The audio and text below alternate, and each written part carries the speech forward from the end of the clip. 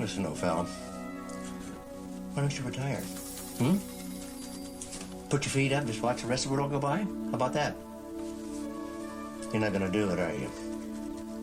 Still got it up here, haven't you? Yeah, just as sharp as ever, aren't you?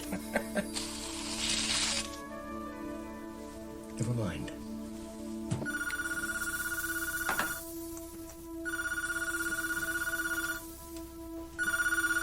Hi, can't come to the phone right now. Please leave a message at the tone. Yes, hello? A change in plans. What? What change of plans? I need 400,000. The park by the old oak tree. 4:30 this afternoon. And come alone if you ever want to see your little boy alive. No, wait a minute. Hello? Hello?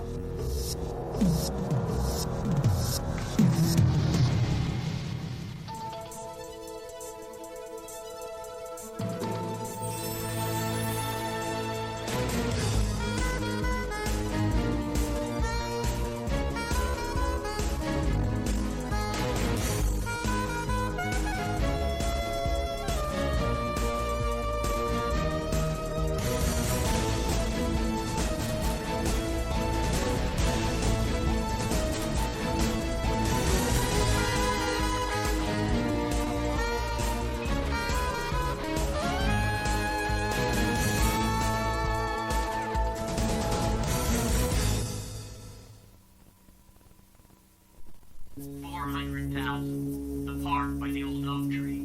4:30 this afternoon. And come alone if you ever want to see your little boy alive. No, wait a minute. LAPD have anything? No kidnappings reported within the last week. Could be the family's too frightened to call the police. Yeah. Did you try calling them back? I tried star 69. It didn't work. Yeah, it's probably a cell phone. Star 69 doesn't work with them. Could just be a prank call. No, that voice was electronically disguised. That's too much trouble for a prank. Well, if we assume it was a wrong number. Then the next step is to find the right number. Well, even if we make the leap that the victim's number was only one digit off from yours, there's millions of possibilities. We can't check them all. Well, see, we can't just drop it. There must be something we can do. Well, I could cross-reference a reverse directory against our demographic database. Well, narrow it down to families with small children. Oh. That's still going to leave hundreds of thousands of numbers to check before 4:30. Maybe the FBI can do something. I know you haven't got anything yet, but maybe you could, make a personal request. Ron Wagner's in Europe. Oh, no, Dad. You know what you're asking? Look, what if this is not a prank? What if we wake up in the morning, we read in the paper, little boy's been killed? Can't believe I'm doing this. Thanks.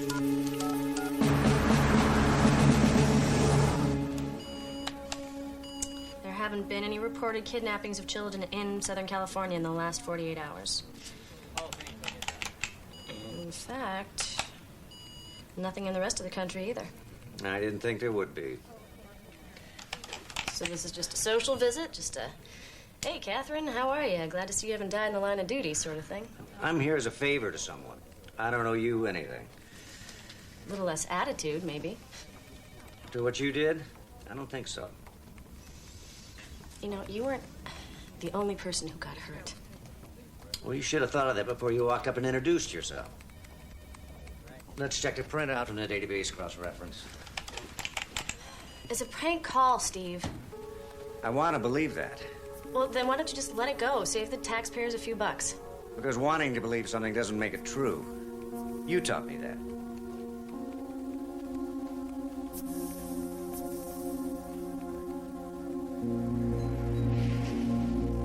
Yes, hello? A change in plans. What? Catherine Waitley's printer ran out of ink halfway through the list. You know how many almost millionaires with children are in L.A.? Come alone if you ever want to see your little boy alive. Wait, what are you doing? I'm stopping this. No, there's got to be something on there. There's not. The technician said so. There's no clock tower, no train whistle, nothing. Dad, it's almost 4 o'clock. It's over. Maybe we're coming at this from the wrong direction. Instead of trying to find out who the kidnapper meant to call, why don't we try to find the ransom drop? Okay, we're looking for a park near the old oak tree. Pick a park. We've got hundreds of acres here. Where's that CD-ROM with the yellow pages on it? It's in the top drawer. Why? Well, if I'm right, we might just have time to get there.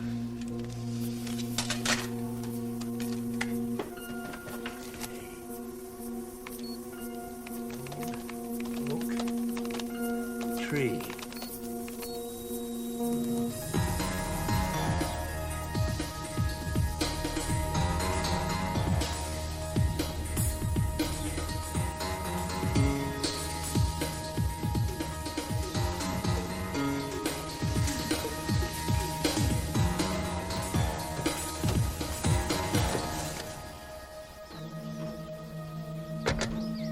Could have said tavern and saved us a lot of time. Yeah. Here's the park. Looks like it's closed. Whew. Smells like Mrs. Fogarty's lawn in March. Yeah. Mrs. Fogarty used steer manure. I think the city uses chemicals. The effect's about the same, though. Well, the kidnapper must have known that they were going to fertilize today. A good drop spot. Well, the smell will keep people out of here. Yeah, no kidding. There he is. I'm gonna go talk to him. Oh, no, you're not. I'll call in for backup and set up a perimeter around this place. See if we're running out of time. What are you gonna do? Walk up and say hi, you called the wrong number, take off and try again tomorrow? Well, what else can I do? He's expecting somebody and alone. All right. I don't like it. Go on, I'll cover you.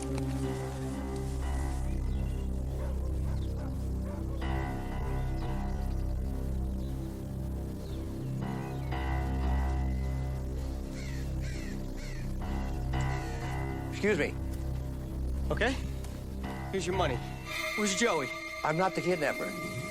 What? They called me by mistake. I don't have your son. Oh, my God. Oh, my God, get out of here. They told me to come alone. He's not with me. I don't know. Oh. Wait! I didn't bring him.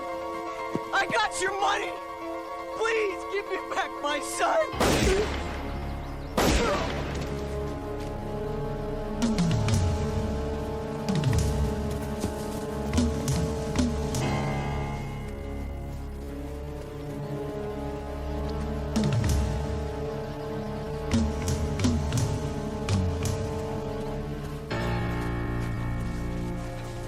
Gone. So is he.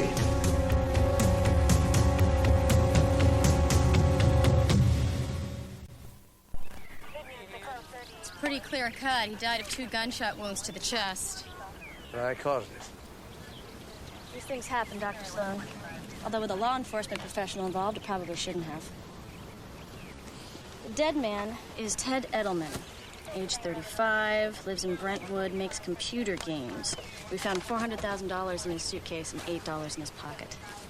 He and his partner created Curses from Beyond, the CD-ROM game. I already sent a team over to Edelman's house, and no surprise, his 6-year-old son disappeared yesterday afternoon. Well, that gives it FBI jurisdiction. So you'll be giving your preliminary report to me first, and then to the police. Cannot believe any of this is happening. Why don't you go home, Dr. Sloan? I mean, you've already given us your statement, and we really don't need you here anymore. And you, on the other hand, you won't be going anywhere until I say so.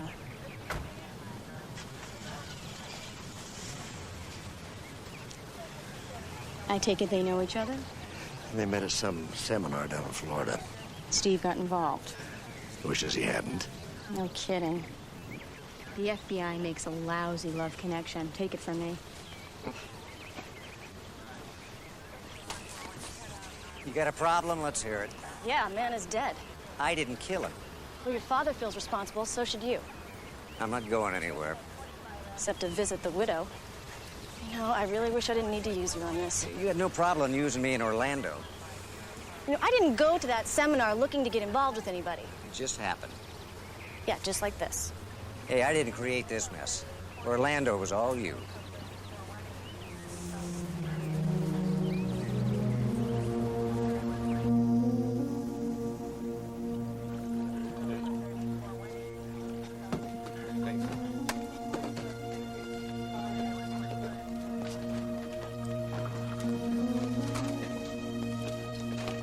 Mrs. Edelman? I'm Agent Whately, FBI.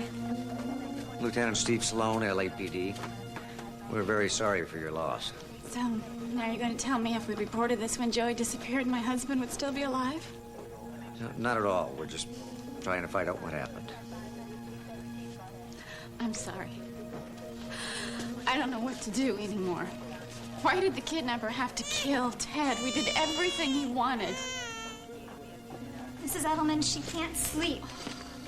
It's because she knows something's wrong, Irene. It's your job to keep her calm. Well, I can't. You're not calm. I'm not calm, so she isn't. It's just not calm around here. No, it's not. I'm sorry. Hey, so am I. Excuse us.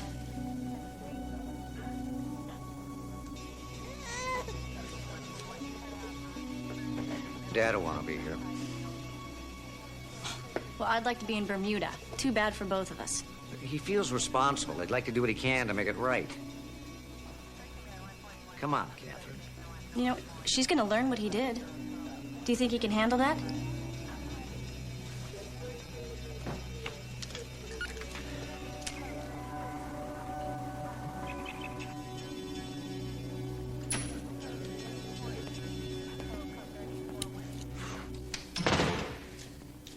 You all right?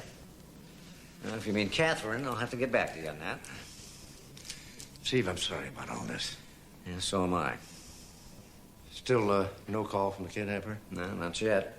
No idea who killed him or why they did it? Well, Edelman doesn't seem to have had any enemies. His marriage looks solid and his business is clean. I still cannot believe I got him killed. You what? Dr. Sloan, this is Jason Dalloway, Ted Edelman's partner, and this is Cheryl Edelman, Ted's wife. Mrs. Edelman, I'm so sorry. What do you mean you got him killed? Who are you?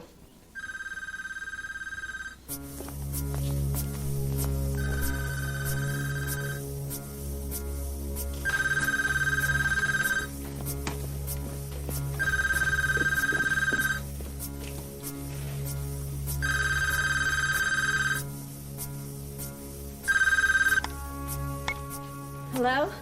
What happened last night? You killed my husband. I gave explicit orders.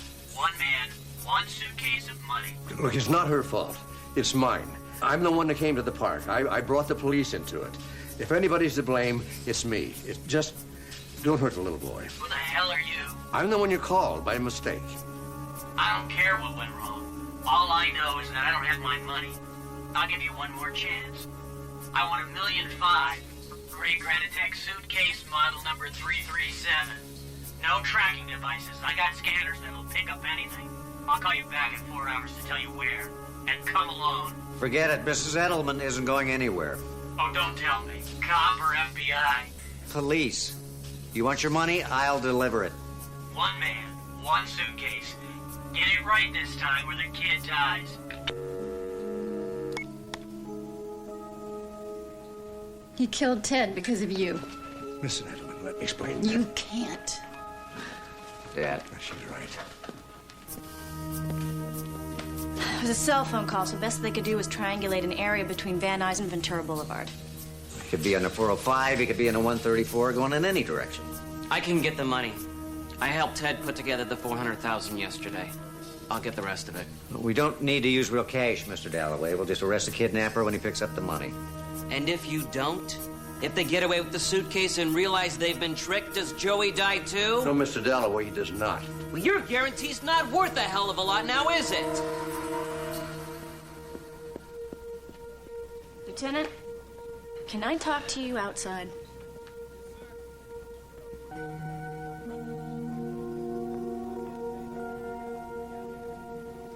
You are not running this operation. What was I supposed to do? Put him on hold? Just broke protocol. Stay flexible during hostage situations. Isn't that what they taught us at that seminar? I am not going to go through this with you about Orlando. Let's just forget that that ever happened. Well, obviously you can't. Well, I wish that I'd never let it happen. Well, if you told me you're married, it wouldn't have. My marriage was over. Not until you arranged to have him walk in on us. Well, that was an accident. I didn't plan that. Oh, really? Why did you always insist on going back to your room? Never mind. I'm sorry. Okay, I never expected to care about you the way that I did. I'm sorry it didn't turn out the way you planned.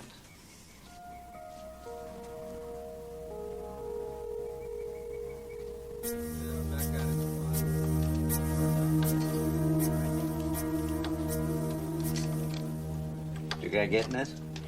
Well, you better be. You're only 8 feet away. The real trick's gonna be when you're about a half mile away. My gosh, a camera that fits in a baseball cap.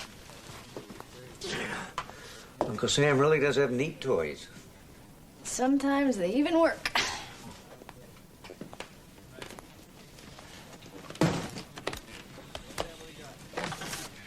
That's a lot of money. $1.5 million. Sure got it fast. It helps when you're the boss. Well, I'm sure Mrs. Edelman appreciates it. You wanna go check on the mobile units?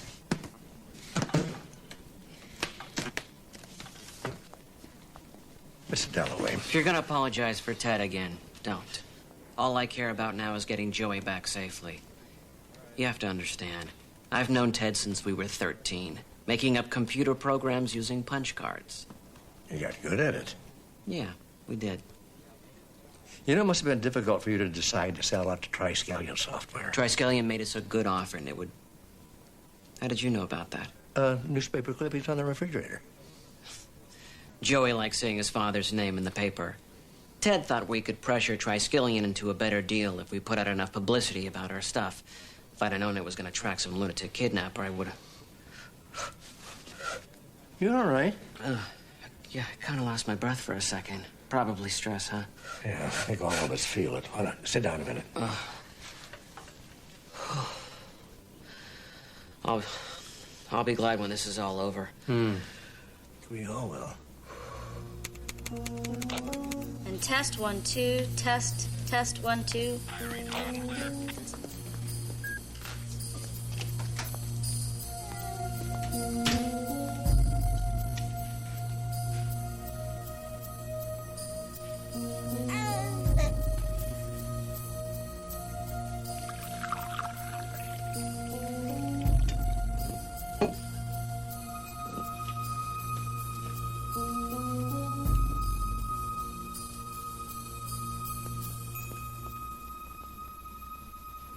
Thank you.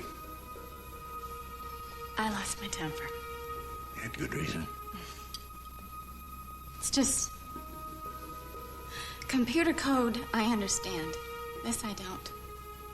I had to yell at somebody. I'm the right one to yell at.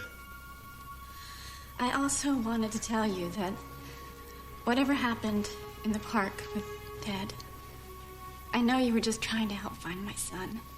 Most people wouldn't have even bothered. I appreciate that. You should have found a better way to... I am so sorry. I believe that. It helps. We never really got used to all this. All we really wanted was to write our silly computer games. Money just happened. Made things weird. You know, I never did get past those translucent demons of yours. They weren't so translucent in the beta version. They kept turning into doors and pillars and frogs.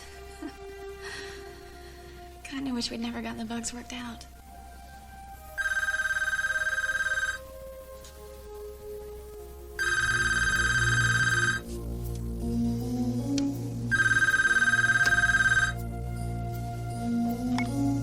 Hello?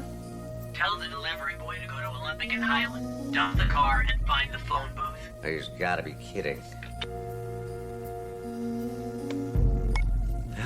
Guess he's not. Wish me luck. Don't worry. We'll have a mobile unit with him a half block away wherever he goes.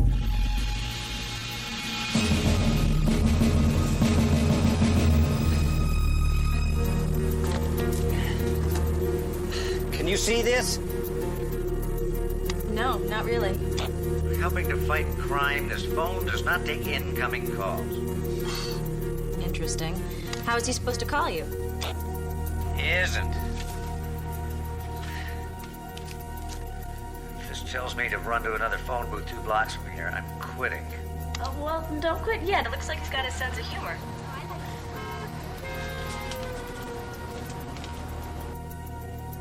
Steve? Right, sorry.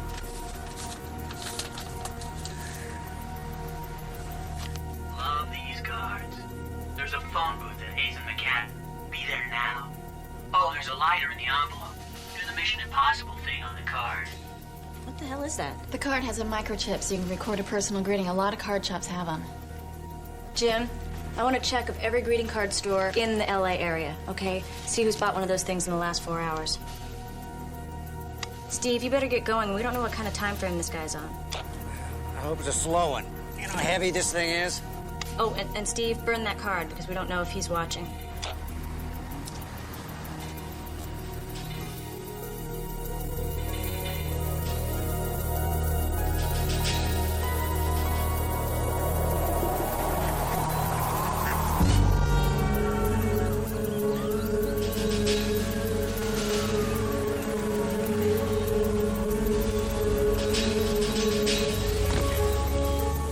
Spend all his ransom money on cards. What is this, the 10th? No, this is the 11th. Drop the bag in that wire trash bin the other side of the monument. Walk back here to the phone booth. Burn the This card. card, yeah. Catherine, did you get that? I did. Tell the mobile units to move up. Jason, are you all right? I will be.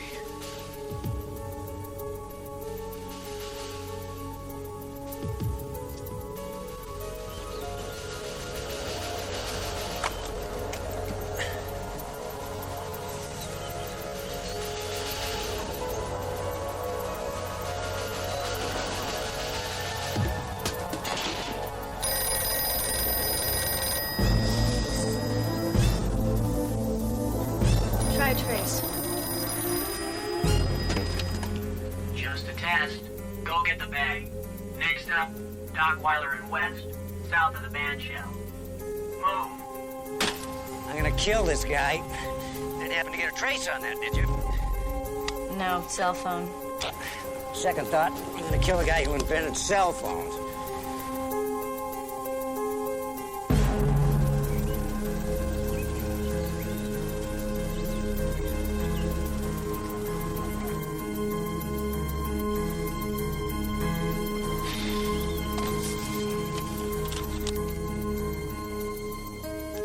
Put the bag on the bench and leave.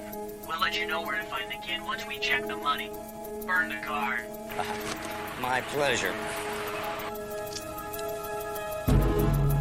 Mobile unit move in. All units set perimeter.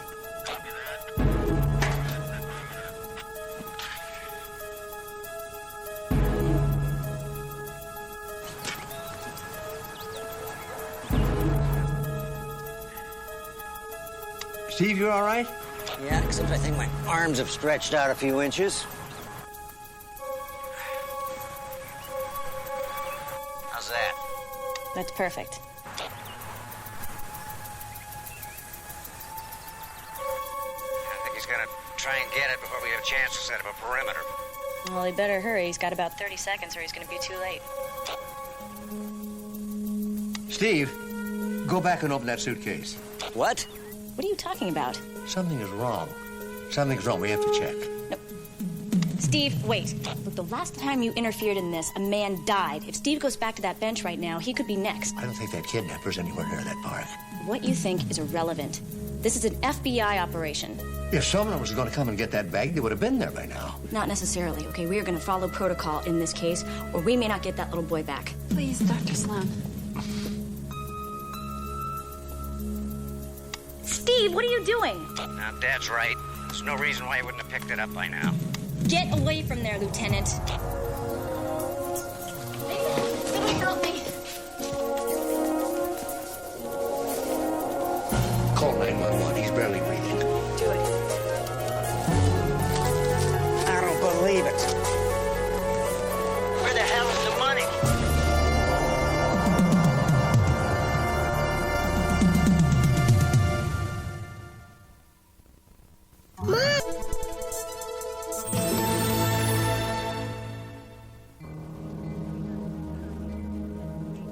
They had to have switched the suitcases someplace. Dad gets a wrong number from a kidnapper and someone ends up dead. I end up running around trying to deliver the ransom money for 2 hours, and I end up with a suitcase full of newspapers. And very sore shoulders.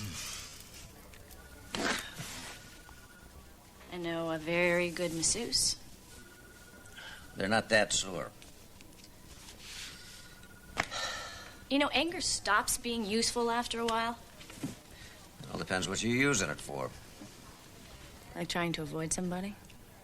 I just can't believe that I missed the ransom being switched. Okay, well, we all miss things sometimes. We just have to figure out where to go next. But without being angry about it. Yeah, I guess we do. Hey, Dad. Hi. You talked to Jesse? Yeah. He said Dalloway didn't have a heart attack or a stroke, and he's going to do some more tests, but he thinks he's going to be fine. Oh, wait. Right there. This is the only place that the suitcase was out of your possession. That's got to be it. I hate to disagree with an FBI agent. Oh, since when? May I? Look at this. Steve puts the suitcase in the basket. Phone rings, runs over to it, picks it up, listens for a few seconds, looks right back at the basket. It didn't take 10 seconds. Not enough time to make a switch. Unless maybe the transporters were energizing faster than normal. Well, do you guys have a better explanation? I might have an idea. The newspaper's still in here? Yeah, we put them back right after we dusted them. Okay, now if we can just maybe get a break for a change here.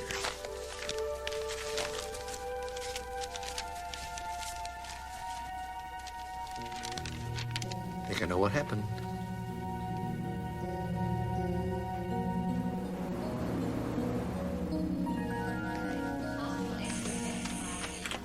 How you feeling, Mr. Dalloway? Better. This thing makes my face sweat. Well, it certainly beats fainting. You got that right. So, is it stress? You know, we're not entirely sure. We know what happened, we just don't know why it happened. That doesn't sound so good. Well, you have methemoglobinemia. Your blood cells aren't getting enough oxygen as they pass through your lungs, which means that your brain isn't getting enough oxygen, so you faint. But you don't know why. It's usually from exposure to toxic chemicals, but you said you weren't around any. No? The only thing toxic I deal with are some of the games Ted and I dream up. Oh, hey, a messenger hand-delivered this a little while ago.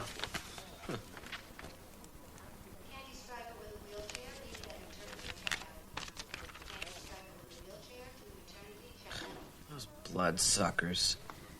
One of your games crash? No. Triskelion Software's been trying to buy me and Ted out for a couple of months, and they choose today to send me the legal documents. I mean, don't they know what's going on here?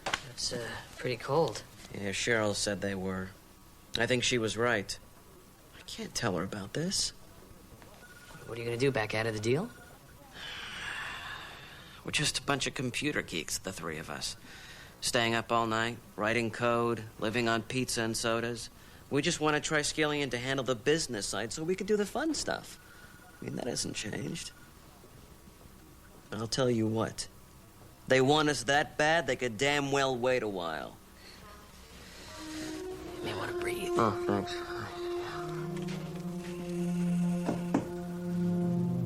Here's one of the newspapers we found in that suitcase. It's from 2 days ago. An article's been cut out. Uh-huh. This one, right here. The newspapers came from here? Probably the recycle bin on your back porch. I don't understand. Irene, get the baby! Lieutenant Sloan didn't lose the money. He never had it. It was switched before I even left the house.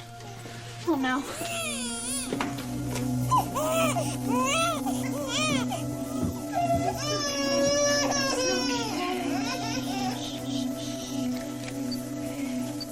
What's Irene's last name? Meredith.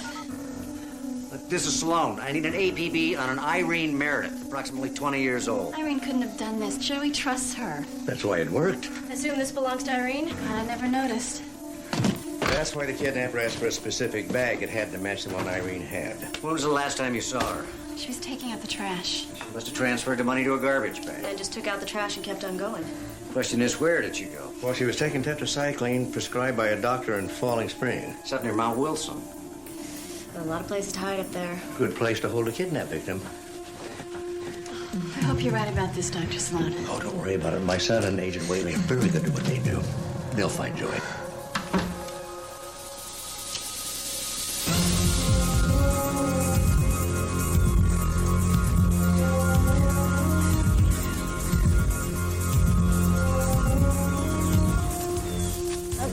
me when you're in position. Your people ready? Almost. Do you think it's a little premature to bring along a medical examiner? I've been known to look after live patients from time to time, and I want to make sure Joey's all right. I'm sorry. I'm just a little tired of surprises on this one. It's okay. Shouldn't we call Mark and let him know what's going on? I tried. There's no cellular service up here. Are you sure you found the right place? Yeah, the doctor from Falling Springs remembered Irene because they don't get a lot of Lyme disease up here, so it took a couple of visits before he figured out what she had and then prescribed the tetracycline. The cabin was the only address she'd give. I guess she was afraid Mrs. Edelman was going to find out she was sick.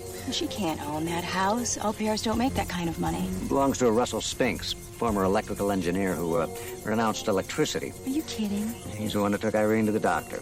We also got a positive ID on Spinks from a couple of the greeting card stores. So he's been holding Joey in his own house. Okay. Okay, we're set.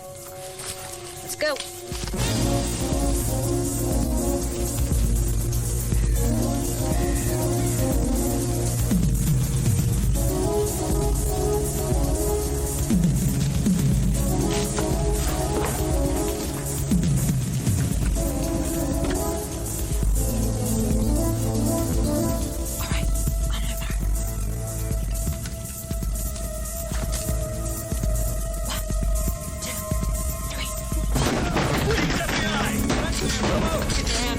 Where's the boy?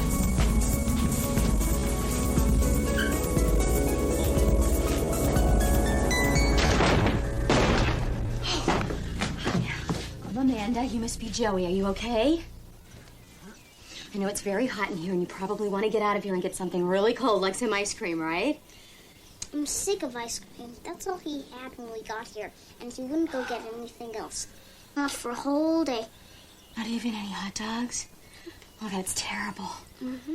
Can I please go home now? You bet you can. Let's go.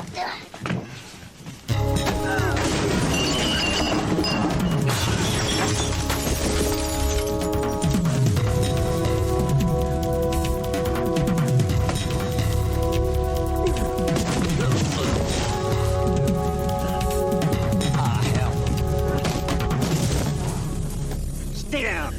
What's the matter with you? Since I've had this badge, I've made more tackles than Dick Van Dyke. You're under arrest for murder and kidnapping. No, I didn't do that. Yeah. No. Okay, I took the kid, but I didn't kill anybody. I didn't.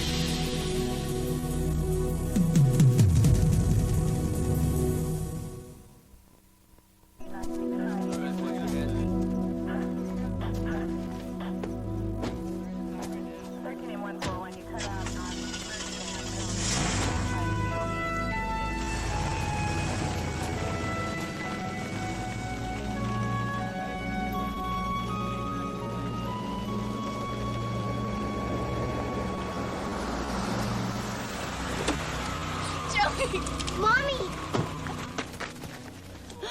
Oh. Thank you. Where's Dad? Let's go home, okay? Thank you, Father, for me. I'll go tell Mark what happened. You ready to go?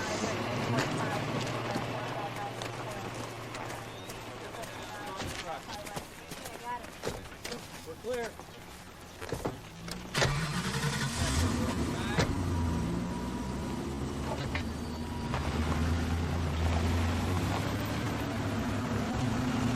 As soon as we get those two processed, We can finally get some sleep. we are pretty good at keeping each other awake. We were. You know, I lied to you before about not intending to get involved with anybody at that seminar. I figured that out.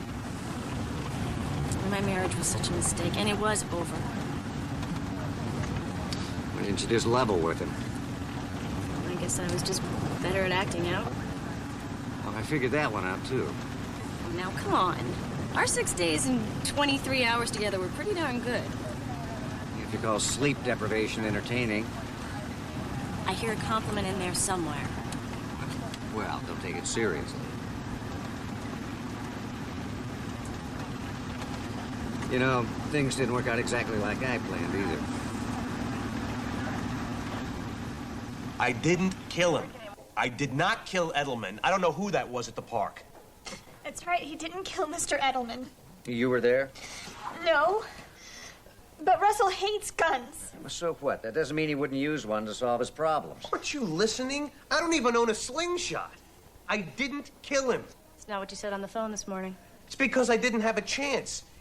This entire thing has just gone crazy. Starting with the kidnapping of a 6-year-old boy. Well, that's as far as it was supposed to go. So what did happen at the park? I don't know. Listen, I got there early, about 4:30. Edelman was already there, and so were you. What do you mean early? You were supposed to be there at 4:30. No. I told Edelman to be there at 5 with the money. I wanted to get there early just to scope it out.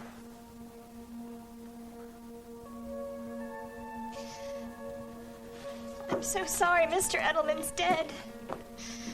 But they had so much money. They could always make more. Get these two geniuses out of here, please.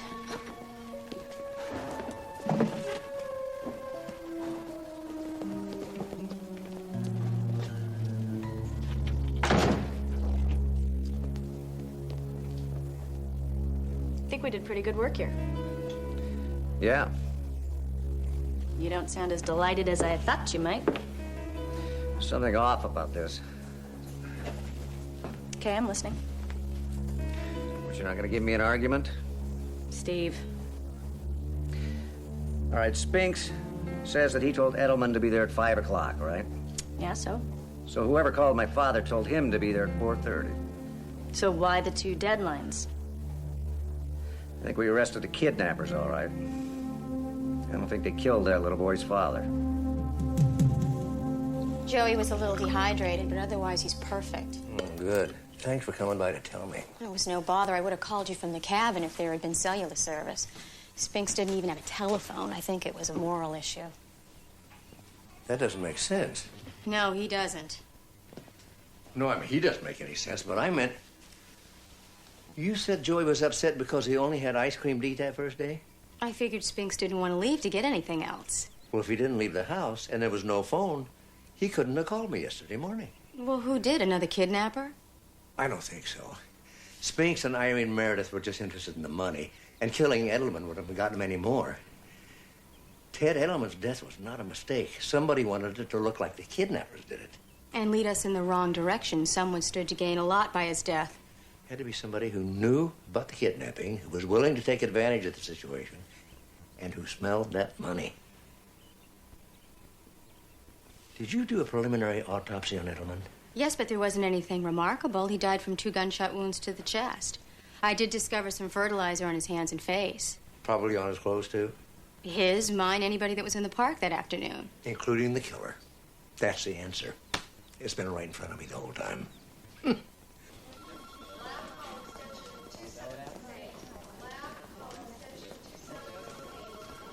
Mr. Dalloway, good to see you feeling well enough to go home. You gave us quite a scare. I just wish I knew why I got sick so I could avoid it next time.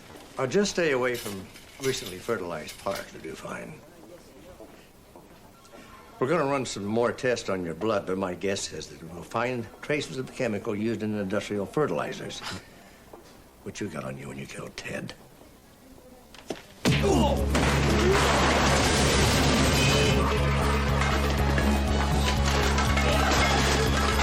Right? Yeah, go.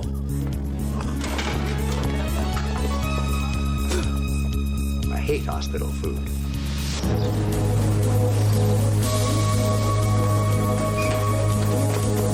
Get out of here. What are you doing?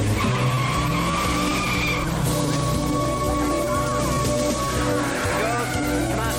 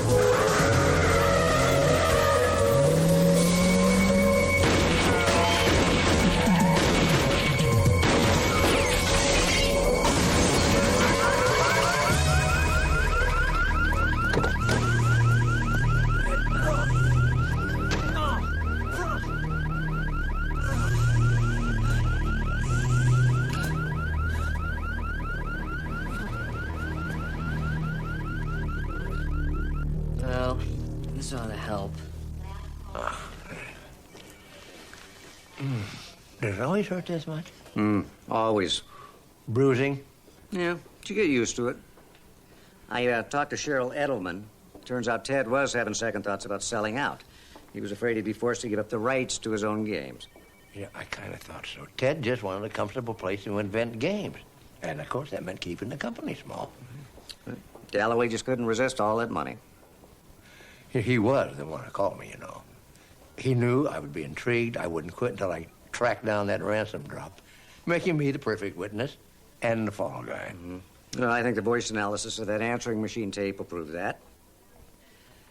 Would you excuse me a minute? Yeah. You know, I always wondered why no one ever did that to you before. What? I didn't say anything. Catherine? They're admitting Dalloway until he's well enough to go to jail. I already arranged for a guard detail. Good. So I guess that's it. No, it's not.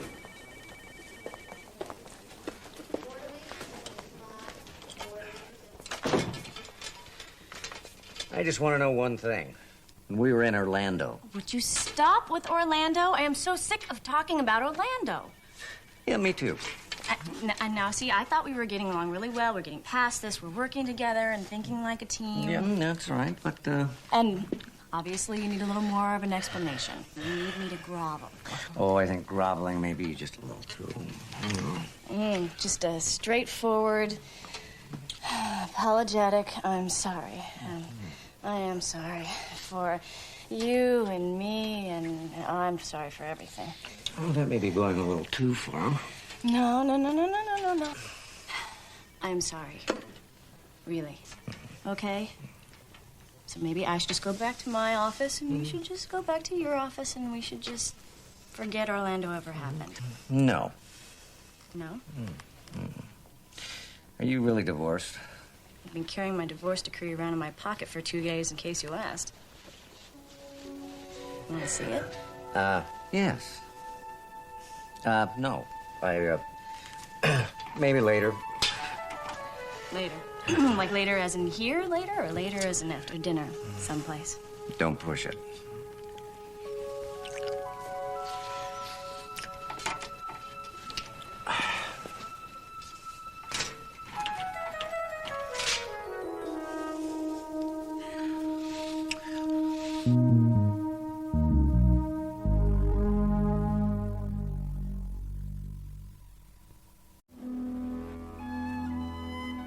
Imagine a man. A plain man, no different from 1,000 others you see in a day. Who enjoys the simple things in life. The feeling of the sun on his face. The taste of that first sip of coffee. Imagine his life. Starting out with unlimited potential and, like most lives, amounting to nothing much.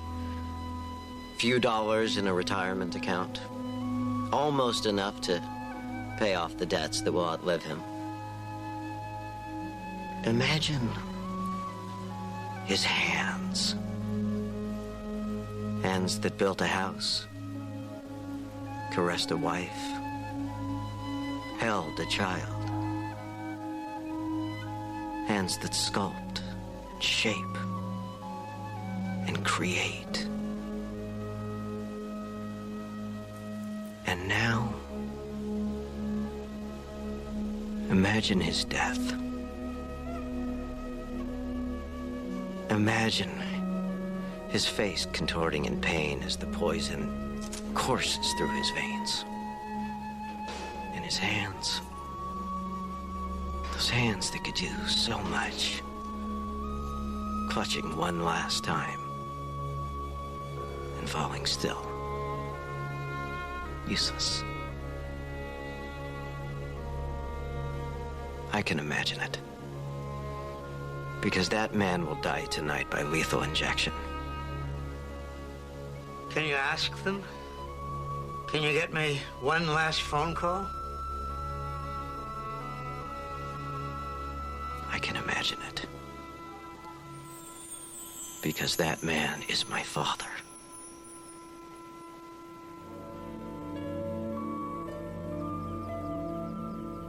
You made $65,000 betting on football game? Oh, yeah. It's all fantasy money so far, but my system is good. So good that I'm thinking about going to Vegas this Sunday, and I'm happy to accept investors. I know some gamblers who went broke. They all had systems. Not like mine.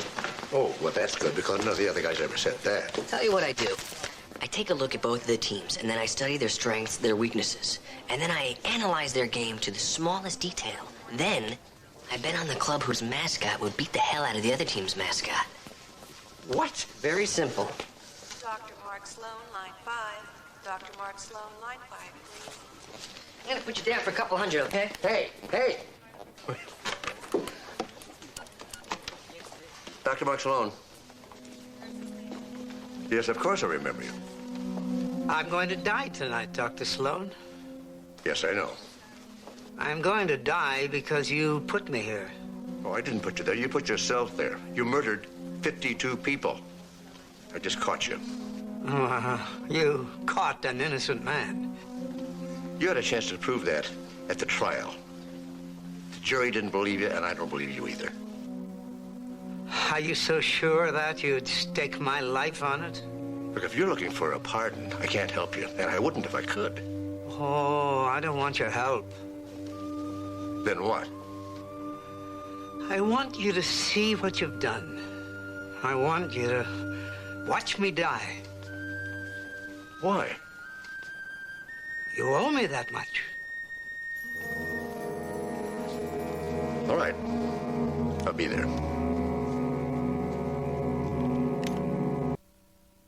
For 3 years, Louis Sweeney held this city in a grip of terror. 39 bombings, 52 deaths, hundreds of injuries, millions in property damage. And you can ask me whether I think he deserves to die tonight? Some people believe that Louis Sweeney isn't the son of you bomber. You know, some people believe JFK was killed by space aliens. I can't help them either. I'm not a psychiatrist, I'm a prosecutor. And you're up for re-election in, what, a month? And you're implying that I would execute an innocent man to further my political career? Is that something you really want to be asking me? During the trial, even you conceded you had no idea what Sweeney's motive could be. No, I still don't.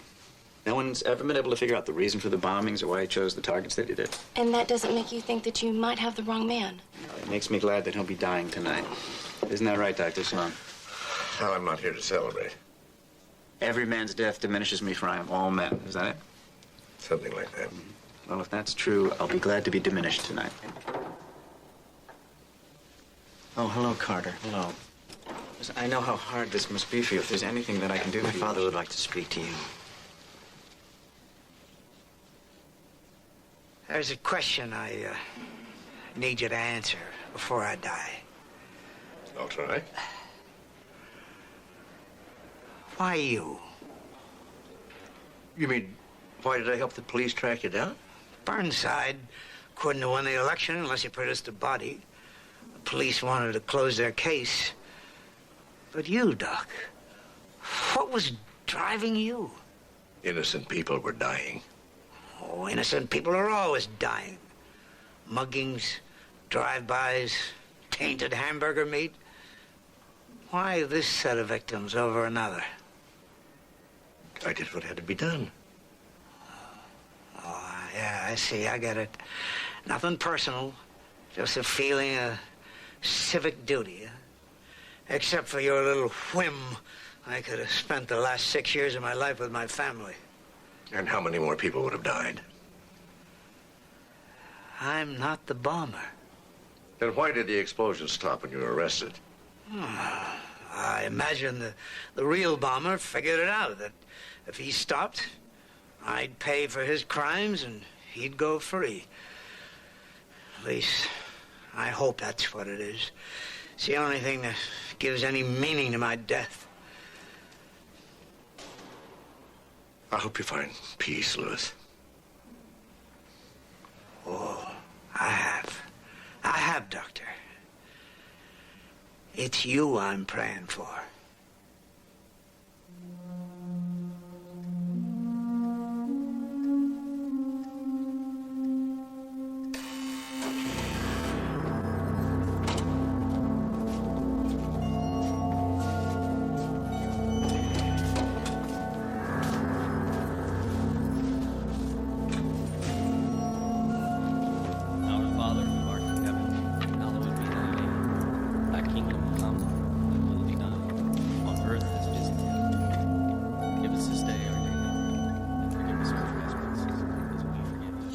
anybody stop this? Why won't anybody stop this? You gotta be strong now, Kate.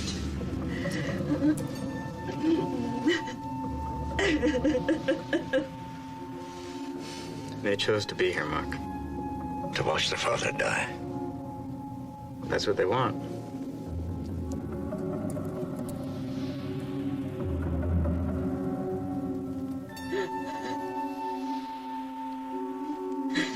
He should have thought of his kids before he started planting those bombs.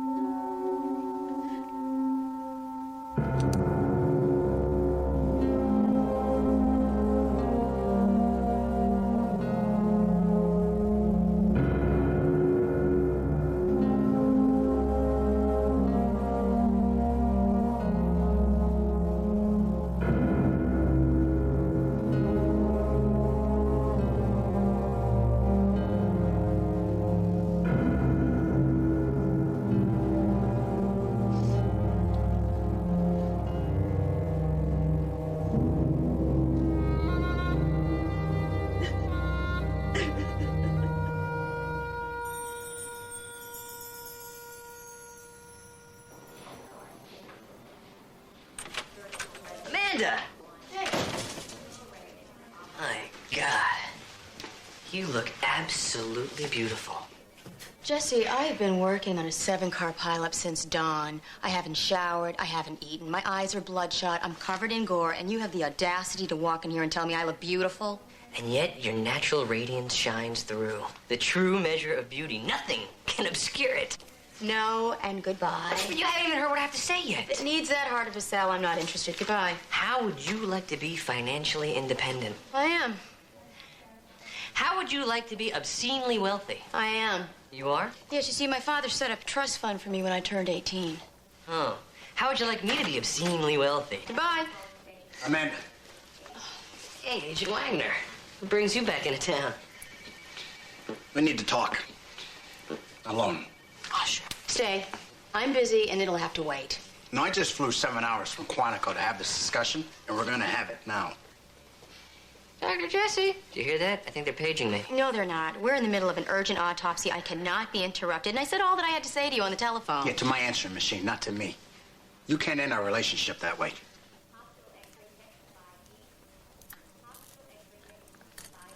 Is it because I said I love you last weekend?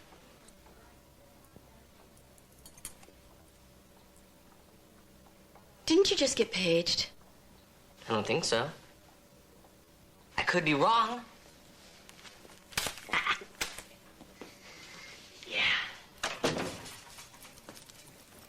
Because I said I love you? Maybe. And you don't love me? I didn't say that. No, you didn't. That's why I'm here. That's why I'm not gonna make this easy for you. You've never made it easy for me, Ron. Not from the moment that we first met on that 747 wreckage. But I warned you about what would happen if we continued to see each other. You saw me anyway. But the point is, everything turned out exactly the way I said it would. You live on one coast, I live on another. Aren't we happy together? What, a day or two at a time? It's my marriage all over again.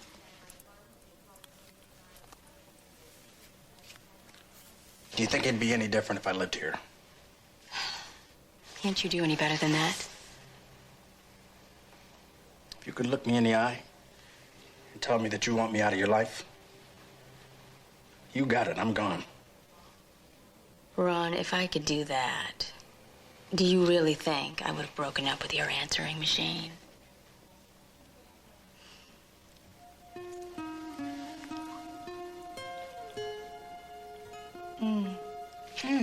I'm sorry, I got blood on your shirt. I think I'll have to clean one at your house. I think you did, too.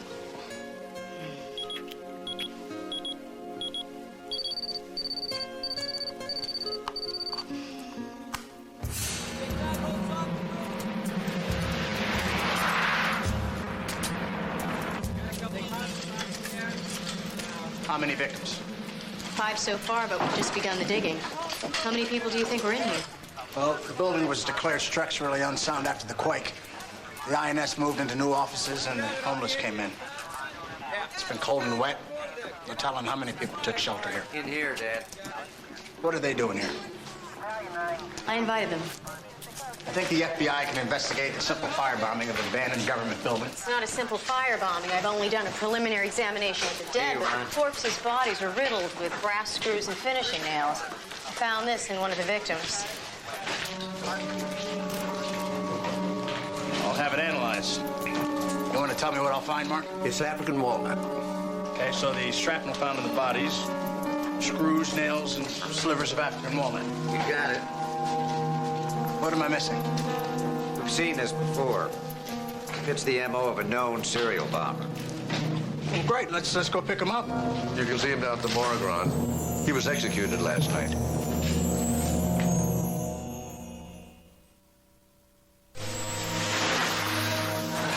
The first place he hit was a seedy joint on the Sunset Strip, the Sunnyview Motel. That's how he got his name, the Sunnyview Bomber. That's adorable.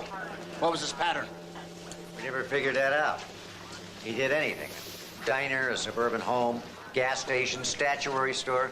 Even blew up a bench in MacArthur Park for him. How'd you catch him? He made all of his explosive devices using materials and tools involved in handcrafted furniture. And he encased the bombs in beautifully crafted boxes made out of African walnut. Louis Sweeney was a furniture craftsman, like his father, Reagan, and his father before him. And his daughter, Caitlin, is carrying on the tradition. Dad made the furniture connection and found Sweeney. Thanks to a toothache. I don't get it. While Mark was waiting for the dentist, he was leafing through an Architectural Digest magazine when he spotted a photograph of his study, and he recognized the detailing on one of the chairs. From there, we were just a search warrant away from a conviction. But you were never able to figure out why he was doing it. We didn't have to. We had the evidence. Found it all in his van. So we're looking at a copycat bomber here who's trying to make fools out of the police and the prosecutor and me. Or you executed the wrong man.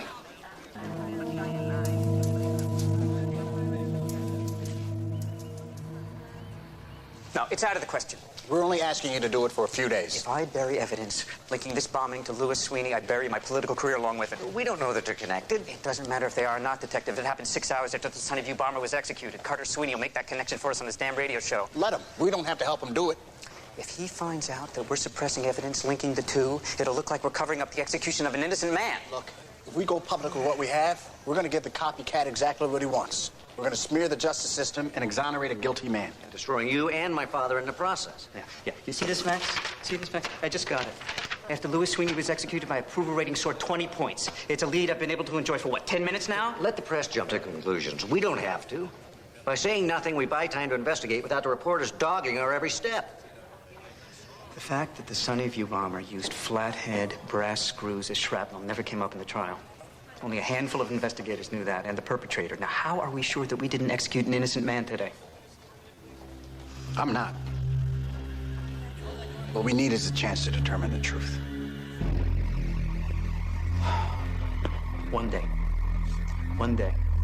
And then tomorrow we'll see if you get another.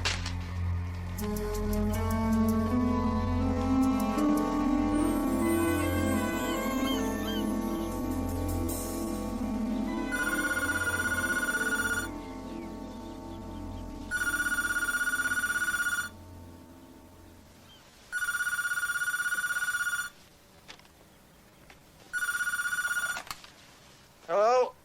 I've always wondered how well you slept, Doctor. Now I have my answer. I sleep a lot better when the phone doesn't ring at 6 a.m., Mrs. Sweeney. Oh, I'm sorry. I assumed you'd be awake searching for the Sunnyview bomber. The Sunnyview bomber was executed.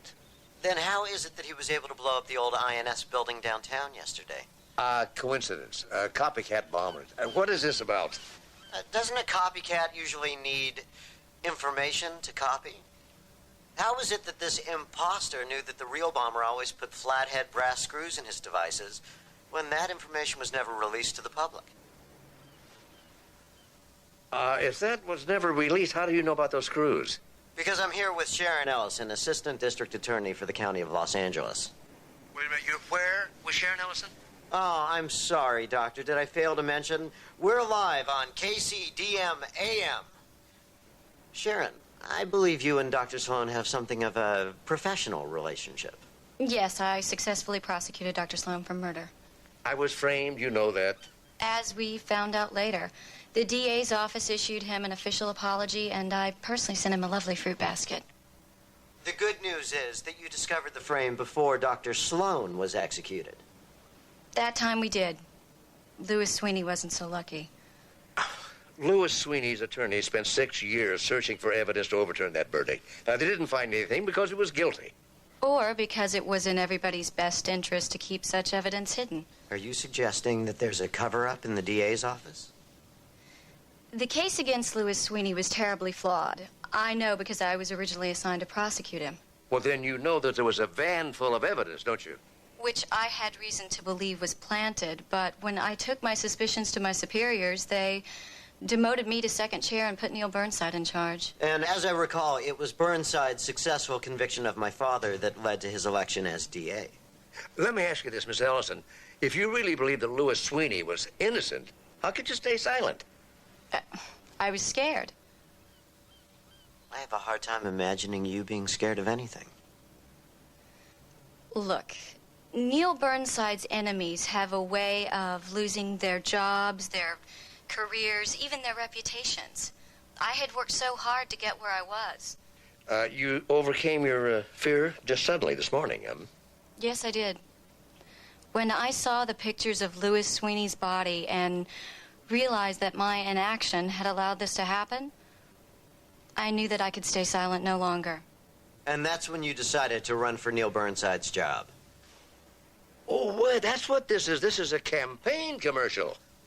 Some people might call it a quest for the truth. Look, there's a copycat bomber out there, and instead of helping the police, she's using him to win a campaign. I've faced my culpability in Louis Sweeney's death, Dr. Sloan. I think it's time that you faced yours. I have done nothing wrong.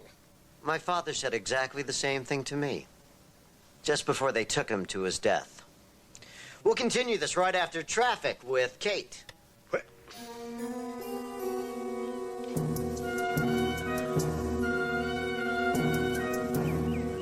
Carter ambushed me. He caught me while I was half asleep and just dismantled me. All I could do was mumble. Forget it, Doctor. The show's irrelevant. What matters are the facts. And he's got them all. And Sharon Ellison to help use them against me. How did that happen anyway, Ron? Did you have an agreement with Burnside? Yeah, we do. Either Sharon Ellison leaked the details to Carter, or he's our bomber. Oh, Carter's got a motive, and so has his sister, Caitlin. Well, maybe they're in it together. Their father could have given them the details that were kept out of the trial. Hell of a lot of good it does him now. If they wanted to clear him, wouldn't they have started the bombings before he was executed? Who else could it be? There's a whole city full of people out there, last I looked. What if the Sunnyview bomber were two people all along? Well, then why didn't this secret accomplice strike until now? Why start the bombings in the first place? Find the original motive, and all the other pieces fall into place. Oh, I can't argue with that. Hi. Hey, guys. I just completed the autopsies on the victims. Unfortunately, no surprises there. Did turn up some blood on a finishing nail found at the scene. Doesn't mean anything. It could have passed through one or more of the victims at the blast. I already checked that out. The blood doesn't match any of the victims. But it could match one of the suspects. We don't have any suspects. I can think of a couple. It's too early to concentrate on just one possibility, particularly when we have no evidence to back it up. Well, there's going to be some. With your help, Tessie. Dr. Travis? Hi, I'm Sally Preston. You're it. Well, I'm the station manager, if that's what you mean. How can I help you? Well, why don't you have a seat, roll up your sleeve, and we'll get what we can. Excuse me, what are you doing? Well, apparently I'm wasting my time and the hospital's money. I don't know what you're talking about, but... Do you see these two nurses over here? Do you think that they work for free? And the bloodmobile outside, do you think that we have a whole fleet of them waiting around for some adolescent shock jock to use for his idiotic practical jokes? KCDM is talk radio for adults. We don't do practical jokes. Oh, really? Then what do you call arranging a blood drive and then having nobody show up? Look, I don't know anything about this. Can you tell me who you dealt with? Right, sure. Why don't we just turn on your radio station and listen to Gus Dallas right now brag about how he's arranged the largest blood drive that L.A. has ever seen? Gus Dallas is on KLMV. This is KCDM. This is the wrong station. I'm yelling at the wrong person. No, this is the right station. Sally, go email everyone in the building and tell them to get their veins down here right away. I'm sorry, Carter. Did you arrange this? I'm arranging it right now. Gus Dallas can't touch us in ratings or demos. Does he really think we'd let him beat us on a blood drive? I didn't know that forensics had become such a spectator sport. You're having a bad day. Yeah, you could say that.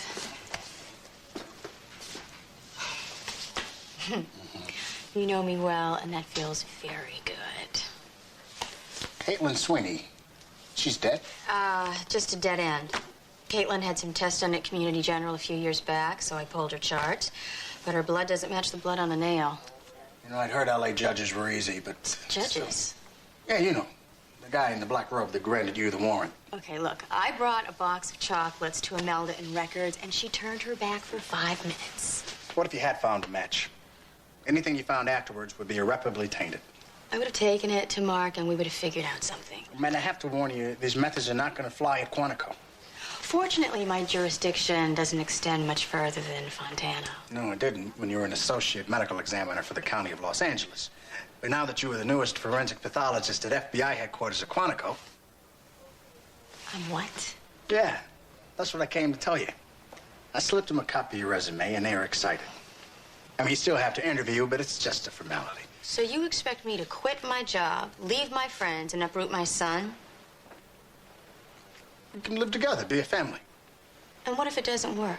You walk away clean. Meanwhile, I'm 3,000 miles away from anyone that I know, and my son has lost another man in his life. What I was trying to do was make our relationship work. What? For one of us, at least. You know, maybe I shouldn't have even tried. Maybe you actually like living 3,000 miles away from me. Maybe I'm beginning to.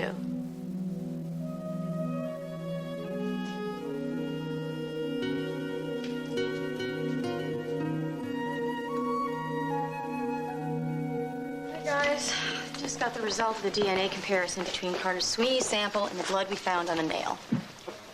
It's a perfect match. No, that didn't seem to help Marcia Clark or Christopher Darden much. We're a long way from court. We can't even arrest Carter Sweeney based on these results. So what was the point of doing it in the first place? Now we know he's guilty. Yeah, well, now we get to be angry, frustrated, and powerless. I liked it better when we didn't know. Well, Amanda, we got him now. Now all we have to do is get his consent to repeat the test. Oh, and he's just going to give it to you.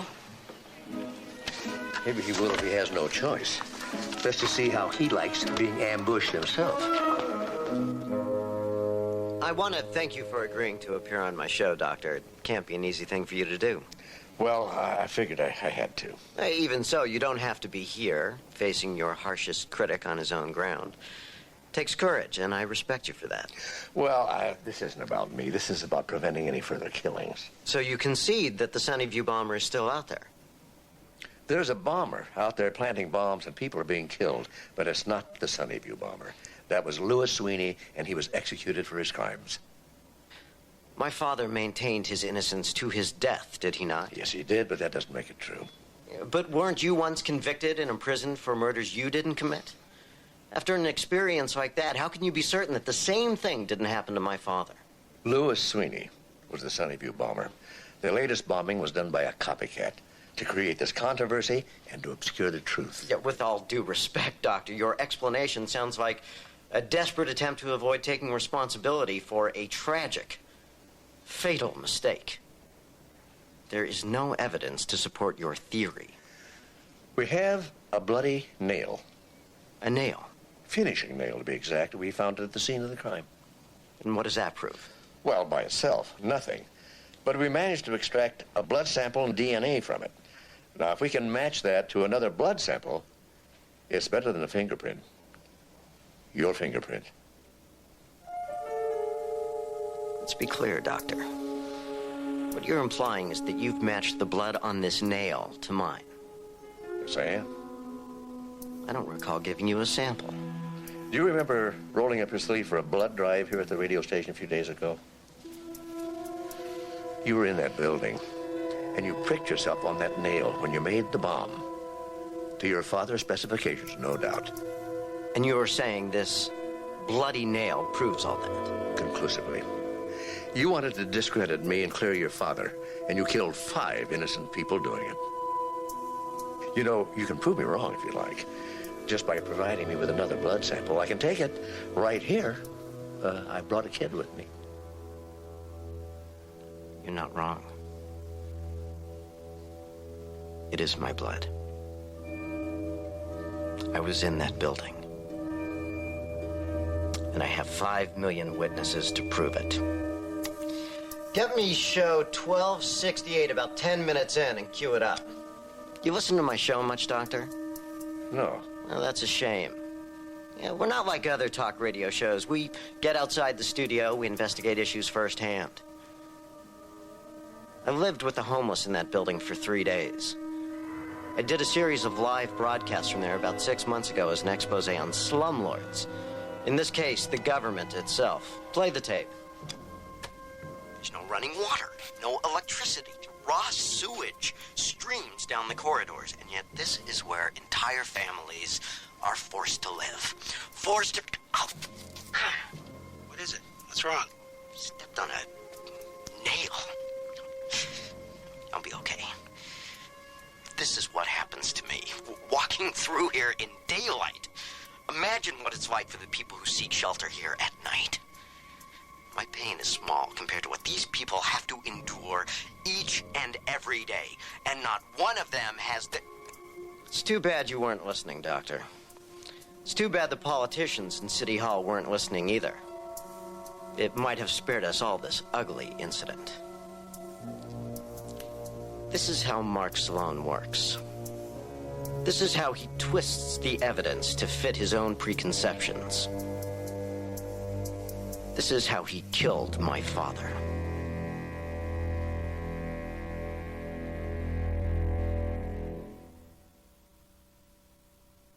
Pinkett Smith and Green Day tonight on CBS.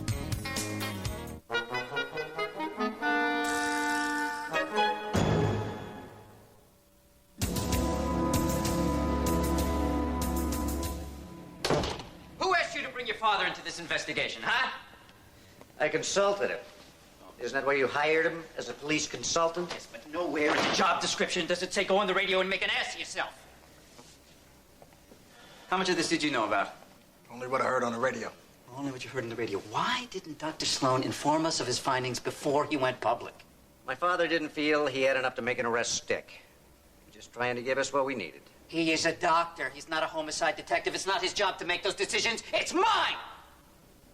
I don't understand who the hell he thinks he is. A man who has solved more murders for this department than any police officer. I haven't heard any complaints up until now. Well, up until now, he hasn't gone public and made fools of all of us, has he? Come in. You wanted to see me? Yes, thank you for coming over so quickly. Well, it's not often that I get an urgent summons from the district attorney, at least since you transferred me to West Covina. Well, I'm going to reassign you effective immediately. Transferring me to an even smaller, darker corner of Southern California may make you feel better, but it's going to look like political retaliation to the voting public. I'm sure that it would, and that's why I would never do anything like that. What I'm going to do is I'm going to ask you to reopen the case against Sweeney, and I want you to take over the investigation of the new bombings. There's no case to reopen. We convicted the right man. Well, after your father's performance today, I'm not so sure. And I need an objective view. Oh, so you bring her in?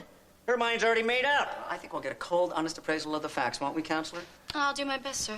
To destroy my father for a few more votes. Can't you see she's got an agenda? Don't you? Huh? One more word out of you, Detective, and you're off this investigation. Excuse me. I'm really not interested in your personnel issues and your local politics. I have an investigation to conduct. And unless you have something relevant to add to it, I'd really like to get back to work. We don't need your help. This isn't a federal case. Oh, it became one when a government building was destroyed. Yes, it did. Yes, it did. Yes, it did, with the understanding that this office would be in charge of the investigation. So from now on, you're going to coordinate all your activities through me. Dismissed.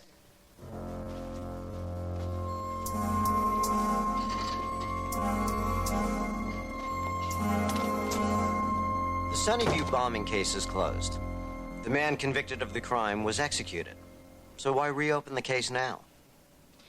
Well, the similarities between the new bombings and the old bombings are undeniable.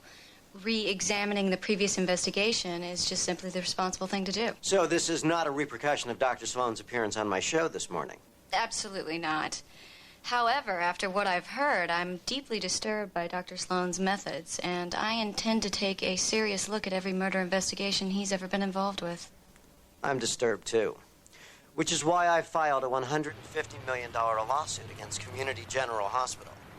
which continues to employ Dr. Sloan and allows him to use their resources, staff, and good name to further his personal agenda. Mark, don't let him get to you. Oh, he already has, Amanda, and brilliantly.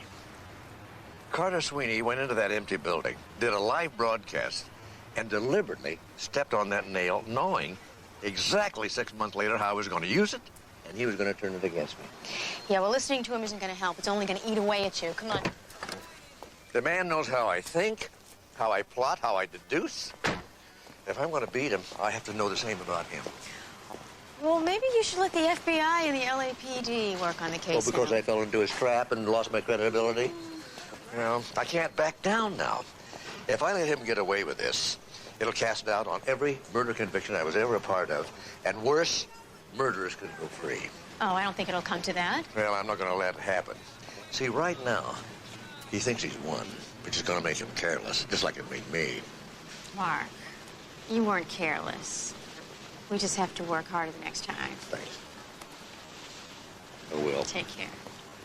Amanda. Wait. There's nothing that you can say that's worth waiting for. I was wrong. Wrong? That's an understatement. Okay, how about selfish and insensitive? Arrogant. Tyrannical. Contemptuous. You're getting warmer. Keep going. How about well-intentioned? I just wanted us to be together. I want that, too. Good.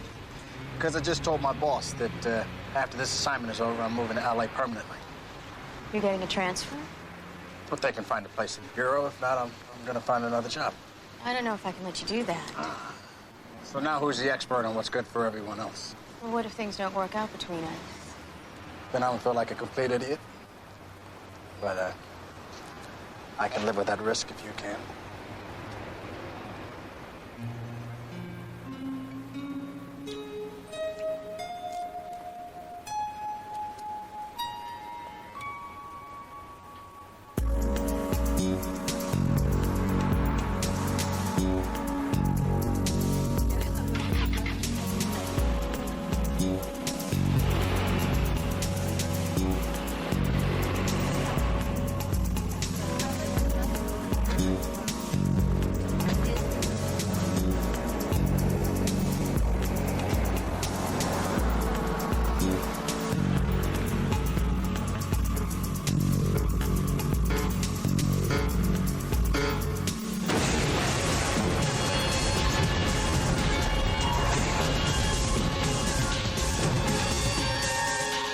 I'll be there in 15 minutes.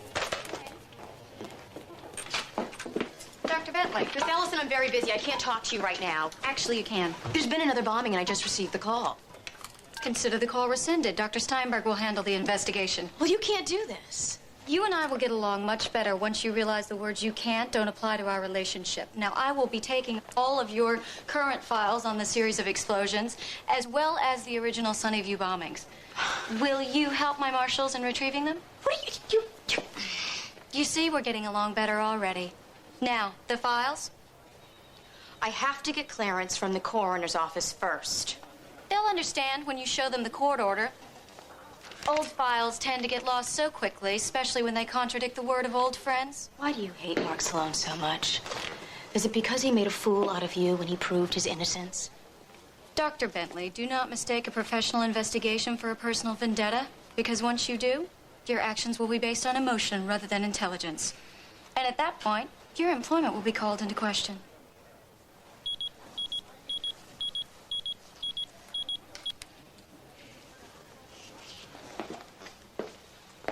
Excuse me. What's the emergency? Your career, and whether or not you want to have one tomorrow. I don't need to be rescued from a fight. Unless it's one you can't possibly win. What are you talking about? She nearly accused me of conflict of interest. Amanda, you've made your loyalties clear. There is an appearance of conflict. If you fight to stay on this case, you're only going to make that appearance worse. I know that woman, and she will twist the facts to make Mark Sloan out to be the bad guy and Carter Sweeney an innocent victim. I won't let that happen. She will not follow up on evidence that leads to Carter Sweeney. All right. If you can tell me without a trace of uncertainty that Mark is right and that Carter Sweeney is the bomber, then we will go back into your office together and we will fight Sharon Ellison until her career is ruined or ours are. I'm ready. But If you have any doubt at all about Mark's conclusions, if there's even a tiny chance that Sweeney is not the one, then walk away.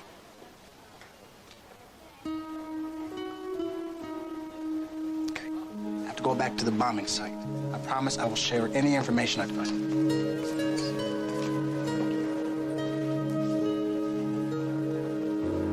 Flathead brass screws and finishing nails. It's the same purpose. I wonder what his favorite radio station is.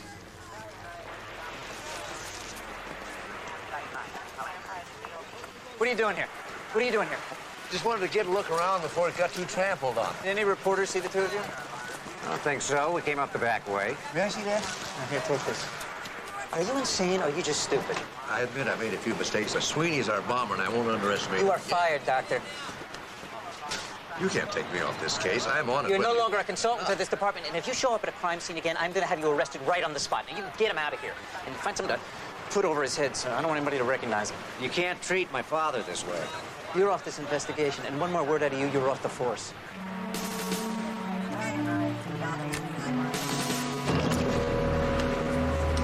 Let's go, Dad.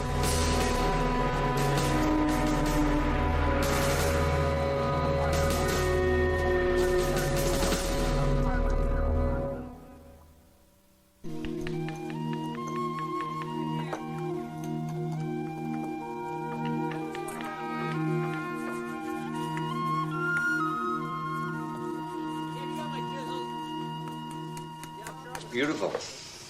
It's my grandfather's. My father designed a few pieces, but all the big sellers are based on Regan's work. And his work methods, I guess. Carrying on the family's traditions. So's your brother, I'm afraid. My grandfather came to this country with nothing in his pockets but his hands. They were all he needed to build himself a future. Miss Sweeney, we know what your brother's doing. It's not much of a job for a man talking on the radio. That's what my father used to say. Man lives off his hands, a fool lives off his mouth. Of course, those fights are over now, thanks to you and your dad. We know that Carter Sweeney planted those bombs. Your brother thinks he's getting revenge for his father's death, but all he's doing is killing innocent people. Like you did my father? Look, I know I'll never convince you what we did was right. I know you'll always hate us. But to hurt me and my father, your brother is punishing all the people of this city. One chair at a time. My grandfather built this business till he could finally support a family. And once he did, the city decided to build a freeway through it. Listen to me. 6 days, Regan held off the bulldozers. One man with a shotgun against the forces of civic pride and progress. And on the 7th day, progress called in the sharpshooters, and my father watched his father die just like I did. Don't ask me to grieve for the people of this city.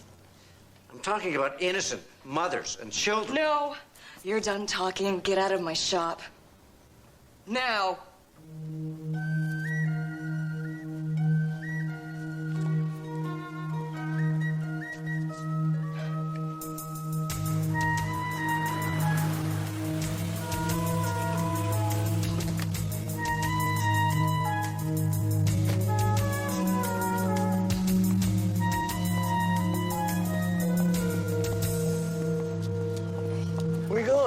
Well, I'm thinking about Las Vegas, using my sports betting system to bankroll my career as a professional gambler. You already have a job, and if you want to keep it, you better get in there and get dressed because your shift started an hour ago. Mark, where have you been? I don't practice medicine here anymore. What do you mean? The hospital put me on disciplinary leave until they can decide whether or not to fire me. Jesse, you're the best doctor in the ER. Thanks, but it's not about that. They got 120 million other reasons. It's about taking Carter Sweeney's blood under false pretenses, or as they put it, ordering unauthorized, unnecessary, and unreimbursed medical tests. That's not your fault. It was my idea. I asked you to do that. And I should have refused to when you asked me, but I didn't. I would do the same thing if you asked me again. And see, that's why they should fire me. I'm incorrigible. I'm not going to let them do that. Look, Mark, when I'm in my penthouse suite in Vegas with a couple of showgirls under each arm, none of this will have ever mattered. You stay right here. I'm going to talk to the board of directors. Mark, wait, you don't have...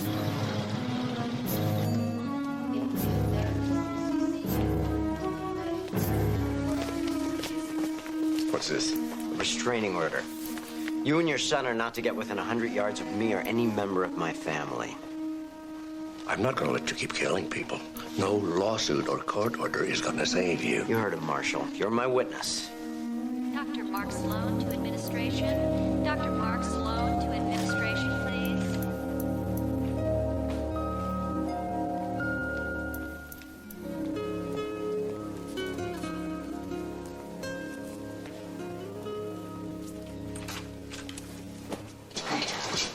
You're not supposed to be here. Yeah, I know. Everyone's made that abundantly clear. I mean, it's your day off. We could be spending it together. And we are. You're helping me pack. You can start by stacking these boxes over by the elevator. I don't understand. Well, these are my personal files, and I'll need them in Quantico. Quantico. Yeah, the job's still available, isn't it?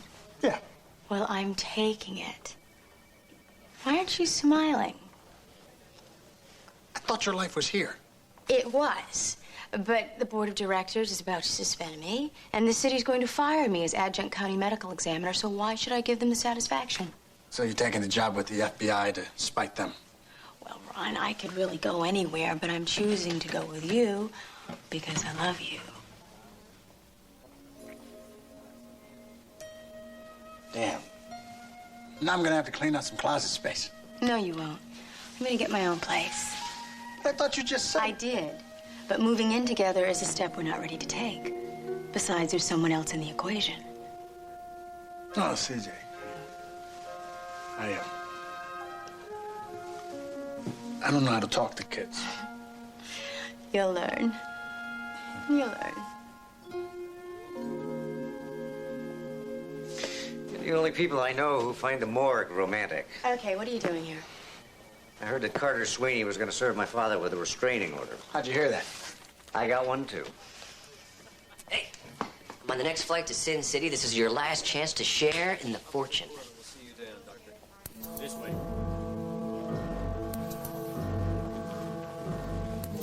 Dad? They just fired me. Effective immediately. Mark, any hospital in the city would be glad to have you. You can't practice medicine without a license. They took it away from me.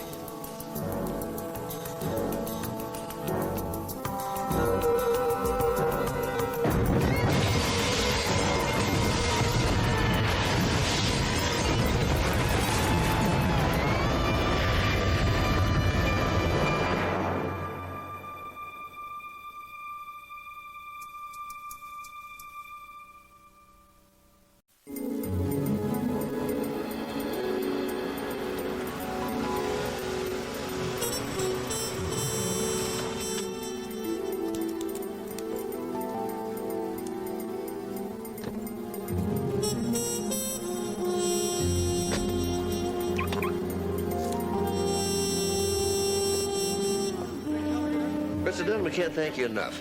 The proceeds from this charity cook-off will keep our hot meals program going for 6 months anyway.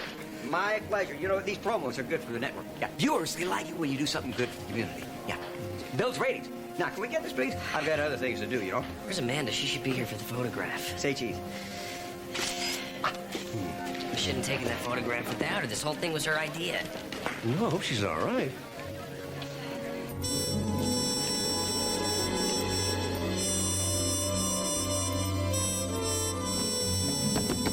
Wants to know? 5 minutes.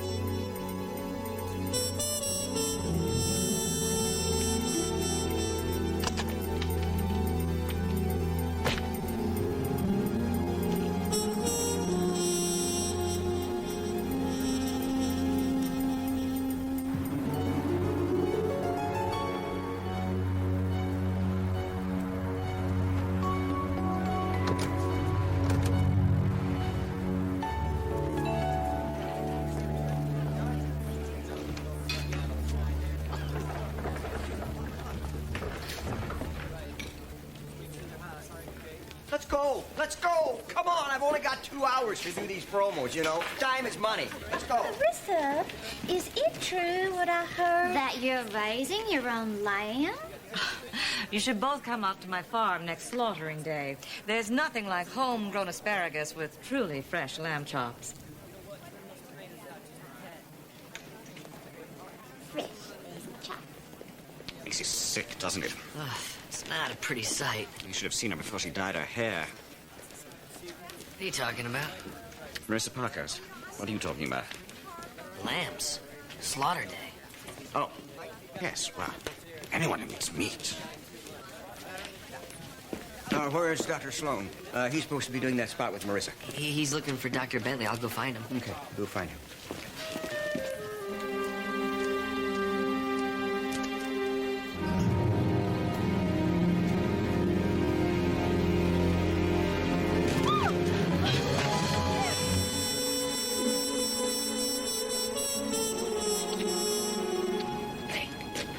You know, Amanda's car's out in front, but she's nowhere in sight. She's probably inside by now. Come on, they're waiting for you. Renee.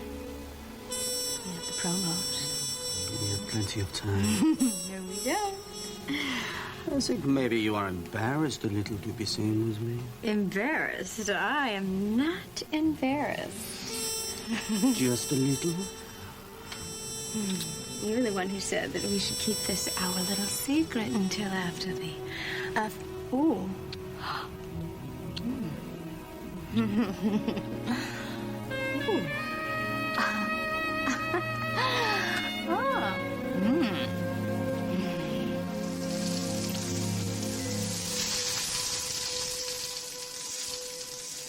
Hello. Welcome. I'm just rendering a half a cup of pancetta for the tri-tip bolognese we'll be making for the cook-off. I'll just, defrost this beef demi-glace. Yes, here we go. Please, join us Thursday for the Celebrity Chef Cook-Off, benefiting Community General Hospital. Right here on the Cuisine Channel. Cut! Keith! He's crying all over the tri-tip. I'm sorry, Keith. It's these onions.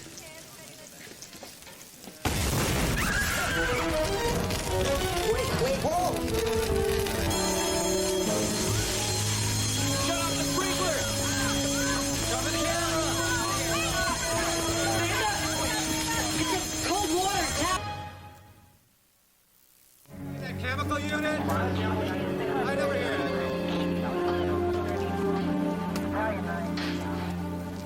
There was nothing in that microwave to cause it to catch fire. Think maybe this wasn't an accident? I don't know. Is there any reason to suspect why someone might want to kill Marissa? Well, folks should know accidents do happen. It does seem suspicious. What about the food assistant? Oh, he'll be fine. They're taking him to Community General. And Marissa Parkhurst? Come in. Oh, I'm sorry. I'll come back when you're dressed. Come in, come in. I'm dressed.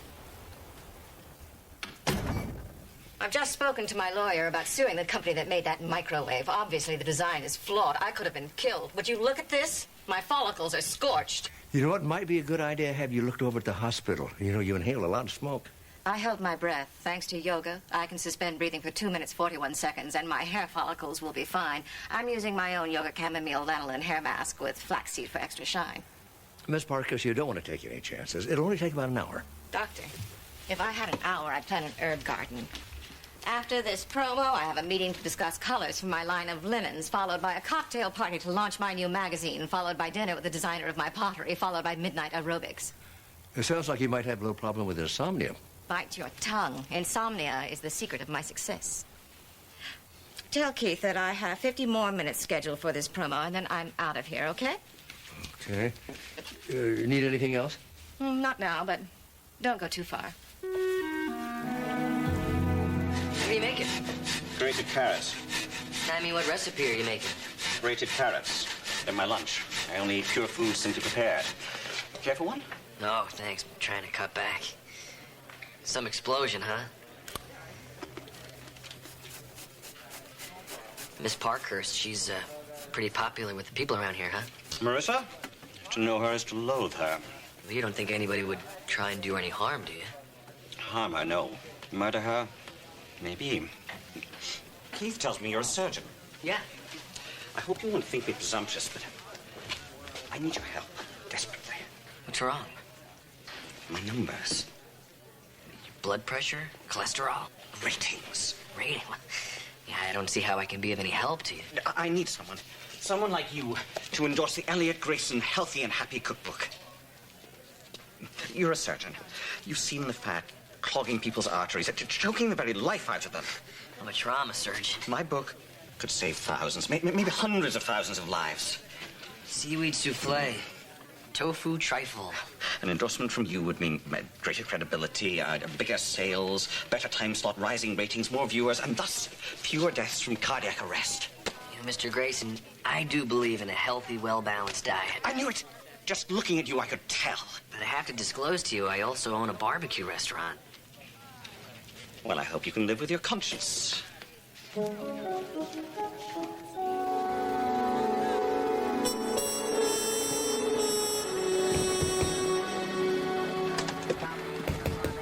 You looking for me?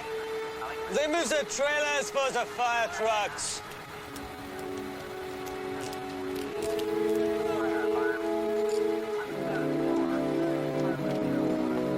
You should see the mess in there. I know. I sent Josh to replace the food that was ruined at my station. Oh, now where were we? Is there any reason why someone might want to harm Marissa Parkhurst? Only if they knew her. Come here. Renee, it's me and Connie. Just a minute. This shouldn't take long. Maybe you could wait somewhere. In the bathroom, perhaps. Now who's embarrassed, huh? Oh, no. Connie and Camille say such terrible gossips. Let's not let them ruin this wonderful relationship before it even gets started. Hey, Renee, are you playing monkey?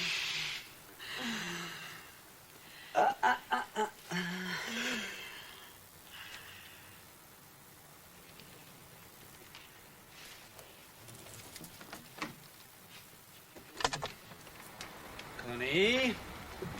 Hey, come here. Is it my imagination, or are you two even more beautiful in California than you ever were back home? Now, Renee. Now, do you stay up nights thinking up these little bouquets, or do they Just come to you on the spur of the moment. Oh, you flatter me. We came to ask a favor. Yeah. Give me a cookie, I promise you anything. I told you this would work. We want to hire your assistant. Josh? Mm-hmm. Why? Now, because he's so good. I know, I would be lost without him. Well, it's your fault that we have to ask.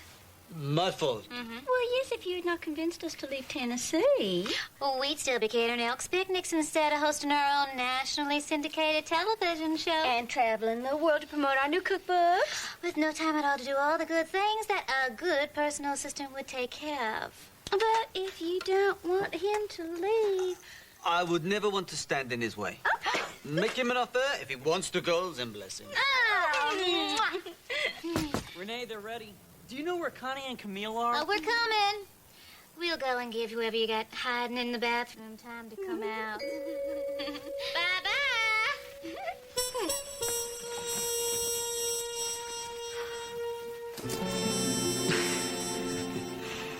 Savvy.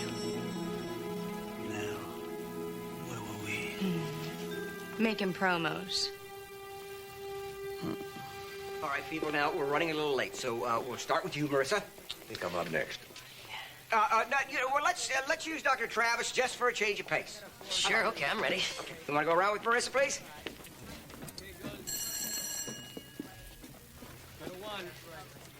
Action. Hello, I'm Dr. Travis, inviting you to the Cuisine Channel's Celebrity Chef Cook-Off, featuring, among others, the amazing Marissa Parkhurst. Perfect for entertaining. Chicken Marissa, made from my own free-range chicken and vegetables, straight from my garden, presented in my lovely pottery casserole, available through my catalog along with my lovely hand-loom pot holders. You have your own loom? And a churn and a smokehouse and a wine press. You have a problem with that? So when do you relax? I'm relaxed right now. Cut! I need another take. He wrecked it. I know. Hello, everybody. I'm Dr. Mark Sloan, inviting you to the Cuisine Channel Celebrity Chef Cook-Off, featuring those two sassy sisters, Connie and Camille Carmichael. So, what's cooking today, ladies? Well, cornbread. And country fried rabbit with pork rinds and sassafras root. It's a country boy's idea heaven. Hello, I'm Dr. Amanda Bentley, inviting you to the Cuisine Channel Celebrity Chef Cook-Off with Chef Elliot Grayson. Couscous with currants and crudité. Eat this if you want to live till Tuesday. And cut, Inspire. You are very good, Dr. Bentley. The camera loves you. Why don't we use you for Renee as well? Yeah, you want to take this, Bob? I've got something I've got to take care of. Oh, thank you. Cilantro? I forgot it. Josh. I'm sorry, I remembered everything else. Okay, no problem. I know something I can do that involves just a little bit of my own special magic. Amanda, please.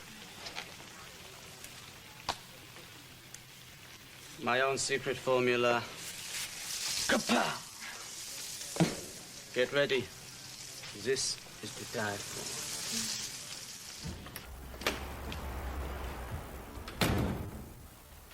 Oh, my God. You're firing me. No, why would I fire you? My ratings are down. You hate me. Your ratings are fine for their time slot. Most people don't cook at 3 a.m. You know, and I don't hate you. You brought me a gift basket. What else could it mean? Elliot, I am not firing you. Oh, my God. Oh, what a cheap play for attention.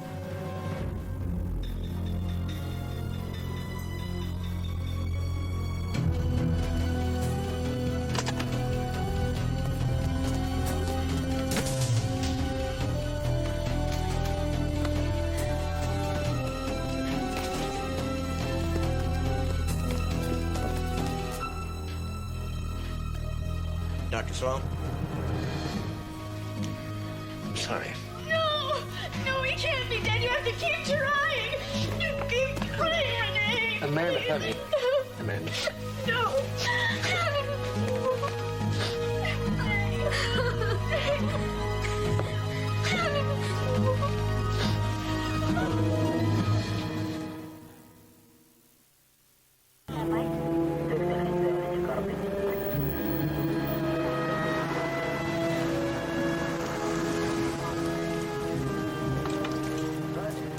What happened? Well, it'll take an autopsy to be certain, but all the signs point to anaphylactic shock. The victim's name was Rene Fontenot. He was flushed, his windpipe swelled shut. Pretty sure there's fluid in the lungs. Anaphylactic shock. That'd be caused by a food allergy? Yeah, he was allergic to shellfish. Mark is talking to the coroner right now. But he was very careful. I mean, he never cooked shellfish, never even touched it. He was cooking chicken. He never went near a product or medication with iodine. He had one close call 5 years ago when he ate some sea bass that had eaten shrimp, and it almost killed him. He was paranoid about iodine. That's not all. Just moments before he died, the microwave on the set exploded. All right, folks. Nobody leaves this set without my permission. I just want to say that if Renee was indeed murdered, I'll do everything in my power to help find the killer. You and Rene Fontenot were close? Oh, yeah. He had the highest ratings on my network. Yeah. Amanda, the coroner agrees it was most likely anaphylactic shock. You and Renee. We were friends.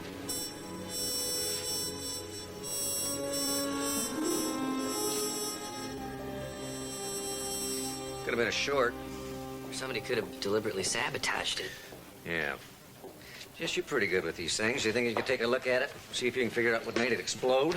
Yeah, I mean, it's not exactly brain surgery. Wear your gloves. Although I know how to do brain surgery. Goat cheese! You put goat cheese on my beautiful crouton? I told you to use camembert, you cretin! You will never work in this town again. If I ever hire another chef who wasn't trained in Paris, just shoot me. That would be illegal, ma'am. You know, I hope you don't mind me saying so, but you seem to have quite a temper. I'm sorry, I didn't catch your name. Lieutenant Steve Sloan. It's a slapdash world, Lieutenant, full of lowlifes who wash their colors in with their whites. I have standards and damn little tolerance for people who don't. That's why I'm so successful. I'm stern, but I'm fair. I elevate my audience. But you're not here to talk about my audience, are you? You and Renee Fontenot, you got along all right? We met when we were students at the Culinary Institute, and we stayed close friends ever since. Then you should know if someone wanted to kill him. I know you want us to find Renee's killer. Of course. You might want to talk to his ex-wife. Their breakup was pretty volatile. And where would I find her? Why, right here at the studio, of course. He used to be married to Camille Carmichael. One day in the studio, I overheard Camille and Renee arguing. They didn't see me. Everybody knew that Renee cheated on her. Everybody but poor Camille. Apparently, one day, the infidelity became so flagrant that even she couldn't ignore it any longer. When I heard them, she was letting him have it with both barrels. She accused him of stealing some sandwich recipe from her and her sister. She slapped him. And then she threw a ring at him and stalked off. How long ago was that? About a year ago. That's a lie. You think that I didn't know from the beginning of my marriage that he was cheating on me? We're just trying to get an idea of who might have had a motive for killing Mr. Fontenot. Are you saying Miss Parker's story isn't accurate? She must think I am some simple little country girl with grits for brains. So you knew he had an affair. Must have made you angry. Of course, it made me angry at first, but... Oh, heck. Who can stay angry at a force of nature, you know what I mean? Let me tell you, Renee was as completely irresistible to women as a 50% off shoe sale. Look, my sister and I, we grew up with Renee. I knew he could never be faithful, but... I admit it. I loved him anyway. What about the argument that Marissa overheard? It's true. I finally had all I could take from Renee. Oof. As much as I loved him, I needed a more stable relationship, but I truly was more sad than angry, and I was determined that we would remain friends. So there were no harsh words whatsoever? It's kind of hard to believe. Well, I was annoyed at him for taking my recipe for muffalata sandwich. Muffalata sandwich? I haven't had one of those in years. What is muffalata? Ooh. Oh, it's like taking New Orleans and distilling it into one sandwich. That's muffalata. Connie and I invented a special remoulade for our muffalata, and when I saw the galleys of Renee's new cookbook, well, there was the recipe for the remoulade, our remoulade. Now, when I confronted Renee, he immediately apologized and went straight to the phone to call his editor to give us credit in his book. If you don't believe me, check out Chapter 7, Sandwiches from Around the World, page 94, fourth paragraph, third line. So you didn't slap Renee and stalk off the stage? We hugged. We hugged and we kissed goodbye. One other thing, you know, we weren't on the stage. We were in Renee's trailer. And if Marissa was there, I'd like to know where the hell she was hiding. Steve? Got a minute? The insulation had been replaced with a flammable material, causing it to catch fire when she started it up. So then it was planned. Not sure what that has to do with Renee's death. I think maybe Marissa Parkhurst might be able to tell us a little bit about that. Miss Parkhurst? I didn't see her on the set. I told her not to leave. Have you seen Marissa Parkhurst? No, she hasn't come this way. Well, we better split up and find her.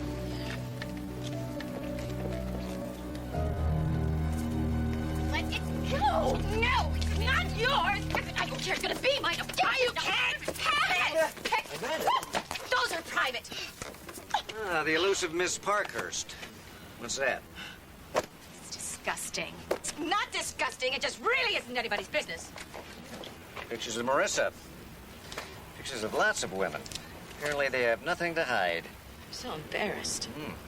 In limber.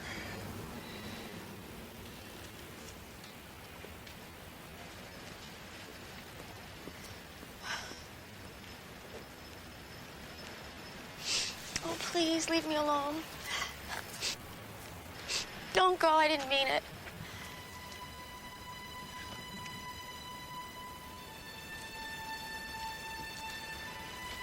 Were you and Renee in love?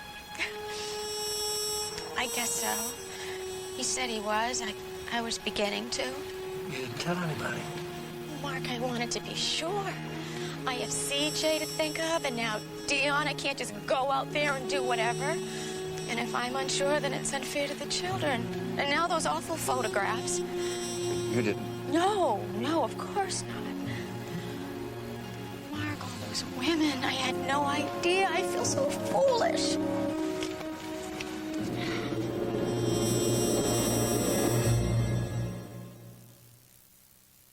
No, Mark, I want to stay here. Look, there's no telling what we might find out about Renee Fatman, no, and why anybody would want to kill him. And whatever it is, you're probably not going to like it.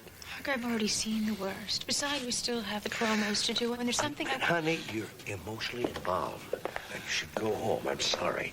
I'll take you to your car. Mark. 17 women, all posing with big grins and not much else. How did he get away with this? Renee was irresistible. Women would do whatever I asked. I don't know a single guy that could get away with this. What did he have? I can't describe it, Lieutenant. There's no formula. Women know it when they see it. It's like every woman he met had PMS, and Renee was chocolate. He conned all these women. It wasn't a con. It was our pleasure, Detective. Believe me. What I find hard to believe is that none of you were jealous. I suppose I was. At least a little bit. I envied Camille. Obviously, they could be together whenever they wanted. We had to hide. I hated it, sneaking in and out of his trailer like some cat burglar in heat. Camille told us that she broke up with Renee in his trailer, not on stage. You were there, weren't you? In the bathroom. You can't tell Keith about this. He doesn't know. Why would your producer care if you and Renee were romancing each other? Well, you know, he's my husband.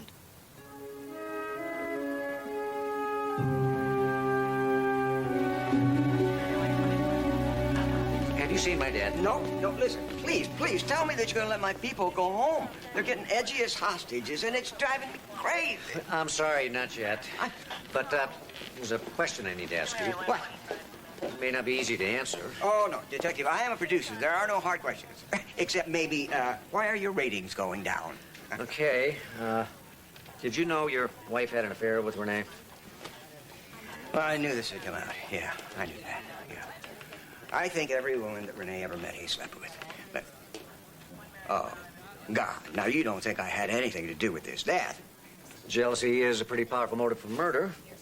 Unless you're saying you just didn't care. Care? Of course I cared. You know, I cared like you care when a thunderstorm rains out your golf game. You really wish it hadn't happened, but there's nothing you can do about that. Your wife is hardly a golf game. And Renee wasn't Rain. Detective, I'm a limited man. I have two things in my life that I enjoy. My beautiful and accomplished wife and my oldest friend, Renee. Now, if I'd have lost my temper about their having had an affair, then I would have lost them both. And how would that have served my life better? Still, in the heat of the moment? No, there's no heat. There's no heat. I told you he was my oldest friend. We started business together. We were younger then. Yeah, we worked together in this hole-in-the-wall dive in an alley in New Orleans. Clientele wasn't very refined. If it was burgers and beans, they would eat it. Yeah, we had a great time. We even roomed together. Yeah, and we planned our glorious futures over beer and grits breakfasts. Happy times. Those were the days, my friend. Those were the days.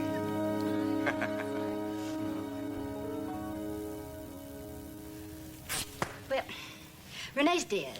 And I want you to find his killer, but that doesn't give you the right to expose my private life. No, we're not exposing anything, Miss Carmichael. We're investigating the murder.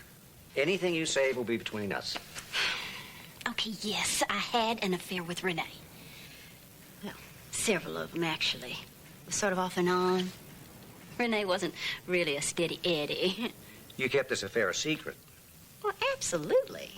Now, all this happened before Camille and Renee were married. And then, again, a little after they were separated. But still, if she knew, she would probably throw the hissy fit of all time. And you were afraid she'd be so mad that she might do something stupid, like kill you or Renee. Oh, No, she's my sister. I didn't want to hurt her. I was an idiot. For being with Renee or for letting him take your picture? Oh, no, nobody ever regretted being with Renee, ever. No matter how it ended. So I suppose this officially makes me a suspect, huh? No more or less than anybody else in this album. You know, your sister said that you and she went to school with Renee. Ah, yes. So where did that French accent come from? Pretension. You see, to begin with, his name was not Rene Fontenot. Now, it was Don Eddie Wolfstein, and he is from Memphis, not New Orleans. See, his parents both worked, so he was always over to our house, and even then, he was just such a cute little scamp for me.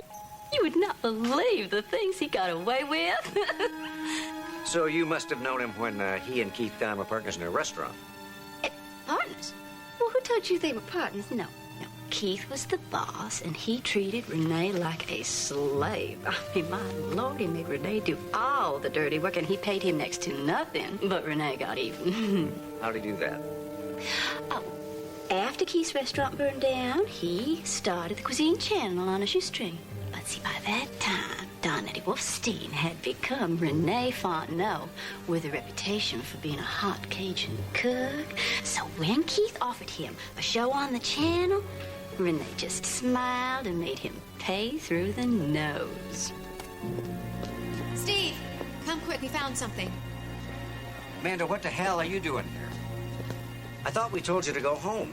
You did, but then I remembered something that might be a clue. And Mark asked me, well, what is it? And I said, I'm not going to tell you unless you let me stay and help find Renee's killer. Look, all right, I get the picture. Everybody, you can go back in the stage and just let us handle this. We're all involved in this. Well, that's right. I have the right to know. But if you've discovered something, we all ought to know what it is. Well, I wasn't expecting a crowd. Well, you sure got one. Everybody just wait out here.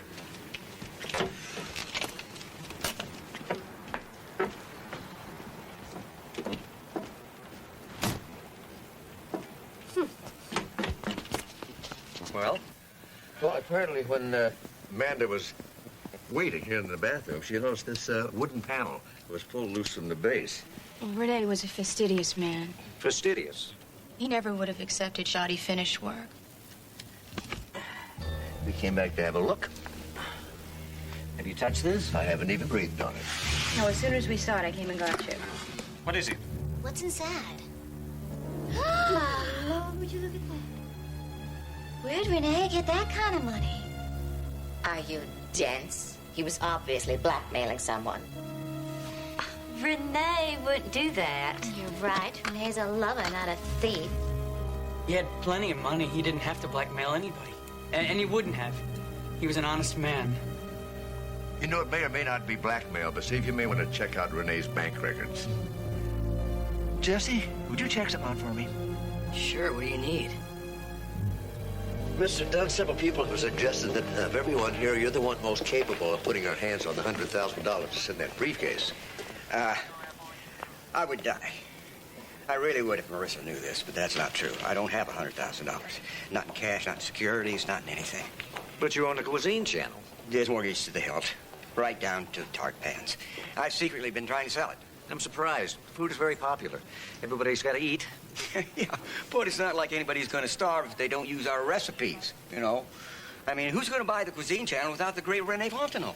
No wonder you remain friends. Renee's been your biggest asset, hasn't he? Oh, yeah, I told you I didn't kill him. But, you know, I think I might know who did. Yeah, because one day last week I was walking to my office and I heard Elliot and Renee arguing. I mean, they were screaming so loud they didn't even notice me. Elliot was raving at Renee about his cream cuisine, calling him a cholesterol killer. And then Renee said that Elliot was just jealous because he was the star of the show before Renee came. Now, losing 2 of my chefs is certainly going to kill any deals to sell this channel. But, you know, I thought I owed it to Renee to tell you. Liar! Liar! Damn liar! Let me go on. Let me tell you the truth. You're not going anywhere near Mr. Dunn. Mr. Grayson, you tell us. We'll take care of Keith Dunn. I wasn't the one who argued with Renee. It was Keith. Actually, it was more like a brawl. They were throwing things and yelling about who had done more for the other one. Can you imagine 2 grown men acting like hoodlums? Keith threatened to fire Renee. Renee said, go ahead. The cuisine channel would go down the drain without him. That all? What more do you want? It was barbaric. Of course, I would expect that sort of behavior from them. Keith, in particular, is quite the insensitive boor. Do you know what he did to me today? No, but I expect you'll tell us. Not 2 hours ago, he gave me an expensive gift. That would certainly frost me. Pâté, cheese, red wine. I would rather eat nails than he knows it.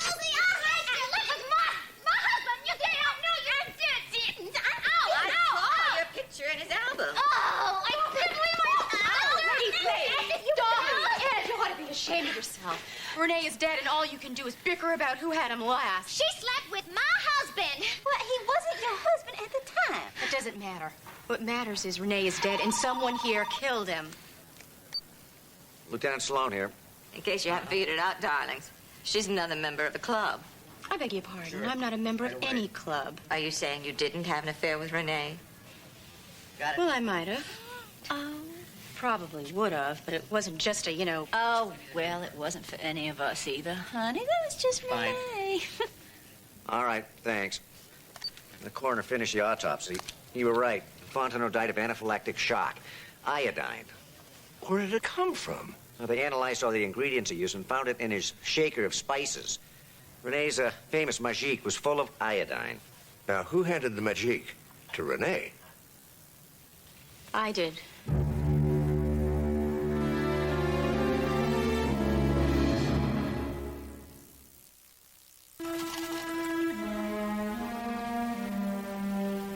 Thank you. You're not really a suspect, but I can't let you go yet. I'm sorry. We'll get this worked out. I know. Steve, I just remembered something. As soon as I came into the studio, it happened. There was a lot of confusion, and my first instinct was to make sure Renee was all right. But he wasn't in his kitchen set. Josh was. He didn't think anyone was looking, and I didn't think anything of it at the time. But I saw Josh take Renee's magique and remove some of the secret formula and pour it into another bottle and take it away. That's a lie. She's just saying it so you won't think that she did it. That formula is worth a fortune. Manufacturers have been after Renee for years to license it. Renee Fontenot's Magique. More famous than the Colonel's 9 herbs and spices. Now available, you know what? The company that makes it strikes gold, but Renee, he wasn't interested. Well, are you suggesting that Josh stole the formula to have it analyzed so he could sell it? I'm telling you, I didn't do it. Well, if you did, you were in for a big disappointment. Magic's a scam. Secret spice is my foot. It's salt. Kosher salt, sea salt, table salt, every other kind of salt, and all of it colored with vegetable dye to look exotic. You mean Josh stole salt? Ooh, I was his wife and he never told me what was in it.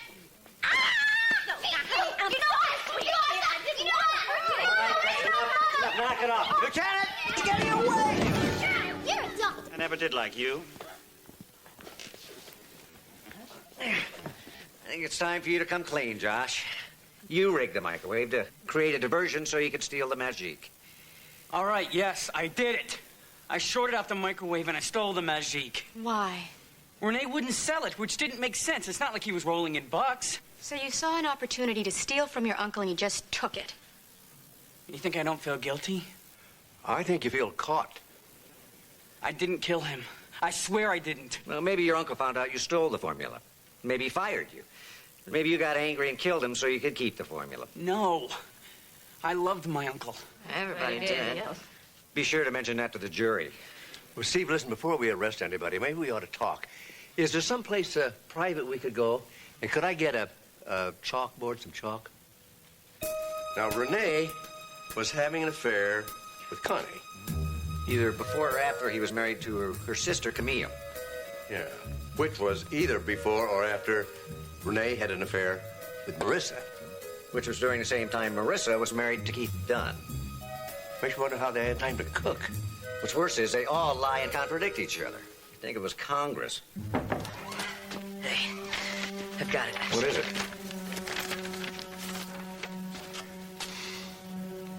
Yeah, I think I know what happened. Can everyone gather around? It's important. I'm losing money every minute I stand here. Can't you ever think of anyone but yourself? Why would I? Is anybody else thinking about me? You know, if we could just focus here for a sec, I think Dr. Sloan wants to say something. Thank you, Jesse. Let's start by talking about lies. Now, each one of you told a lie. Yes, you did. With one thing in common. You all lied about your personal lives. One exception, Keith Dunn lied about his business. That got me curious. So I asked my colleague, Dr. Travis, to do a little research. Keith, you said that your restaurant was doing well, but the truth is that neighborhood had changed a lot, and your business was declining, seriously. And on top of that, you weren't the sole owner. You were up to your neck in debt to some investors who wanted their money back. Where is this leading, Dr. Sloan? To the mysterious fire that burned your restaurant down. It was terrible. It was devastating. Oh, I doubt that. You collected that insurance money and left town. Your investors didn't get a dime. And you put every nickel of it into the cuisine channel. That little fire made you a fortune, didn't it, Keith? If you're insinuating that I had anything to do with that fire... I'm not insinuating. I know you did. The authorities investigated that fire, and there was no evidence that it was anything but an accident. But someone knew, didn't they? Dr. Sloan, are you implying that Renee was blackmailing Keith? Well, the money was in Renee's trailer. It's a pretty obvious assumption, you know. Renee would never do that. He's just not the type. Yeah, I thought that, too. So I had Steve do a little checking for me. There were no bank deposits to suggest that Renee had any source of income outside of his job. Well, I told you.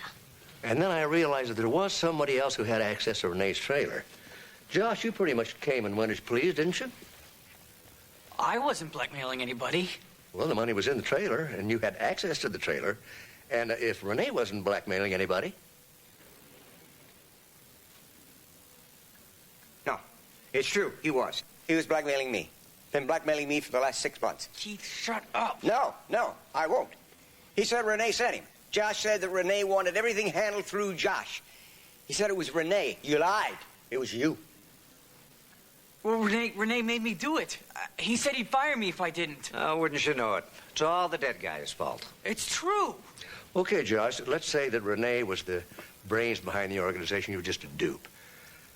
After Renee died, why didn't you tell us about the blackmail? Well, I thought maybe... You thought maybe you'd take the money. Yeah, I can understand that. But then after we found the money and you couldn't have it, why didn't you tell us then? I told you Josh was the blackmailer. Renee found out. Josh killed him. No. Now, I thought so, too. But then I remember something that Amanda said. Just minutes before Renee died, he was praising Josh and hoping that Connie and Camille wouldn't hire him away. That's true. So you were the one in the bathroom this time? Oh, well, that's no big deal. I mean, so what? I mean, Renee just didn't want to expose Josh yet. Possibly. But then there's still the matter of the gift basket. What gift basket? A gift basket that Keith took to Elliot's trailer. It was expensive, wasn't it, Elliot? If you like that sort of thing. Which you didn't. It was full of cheese and pate and red wine, foods that Elliot thinks are poison and would never eat. Never. Yeah. Keith knew that, too. But he also knew that cheese and pate, red wine was Renee's idea of heaven.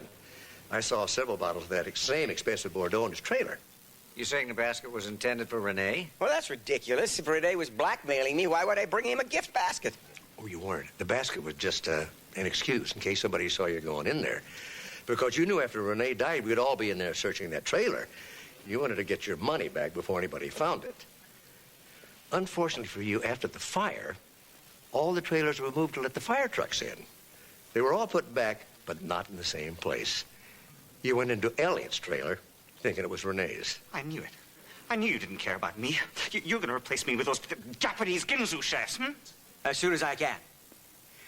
Dr. Sloan, your speculations are very entertaining. And if I weren't the subject, I'd applaud. But you can't prove any of it. You certainly can't prove that I killed Renee, and you can't prove that I was anywhere near that bottle of magic. Except for one thing. When the sprinklers came on, the magic bottle got wet. And when you switched the magic bottle for that one that was full of iodine... Josh, would you show us the palm of your right hand?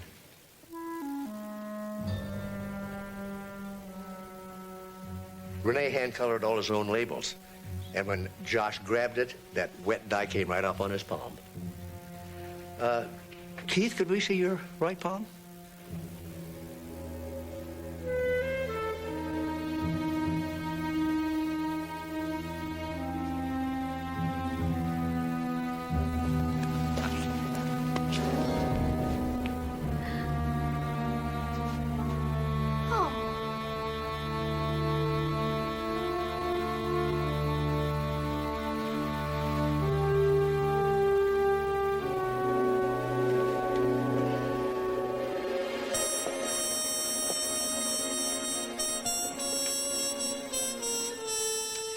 He was a scoundrel. But he was worth every minute you spent with him. I don't know. Oh, I do. When you were with Renee, everything went from black and white to glorious technicolor. Yeah, I can't think of one way my life was made better by just knowing him. But he lied to you. He lied to all of you. Oh. Well, I wouldn't say he lied. He just didn't tell each of us everything we wanted to know. But he did tell us what we need to hear. He said he loved you, honey. He did. Oh, and one for you. Okay. A toast to Renee Fontenot, one of a kind. To Renee. To Renee. To Renee.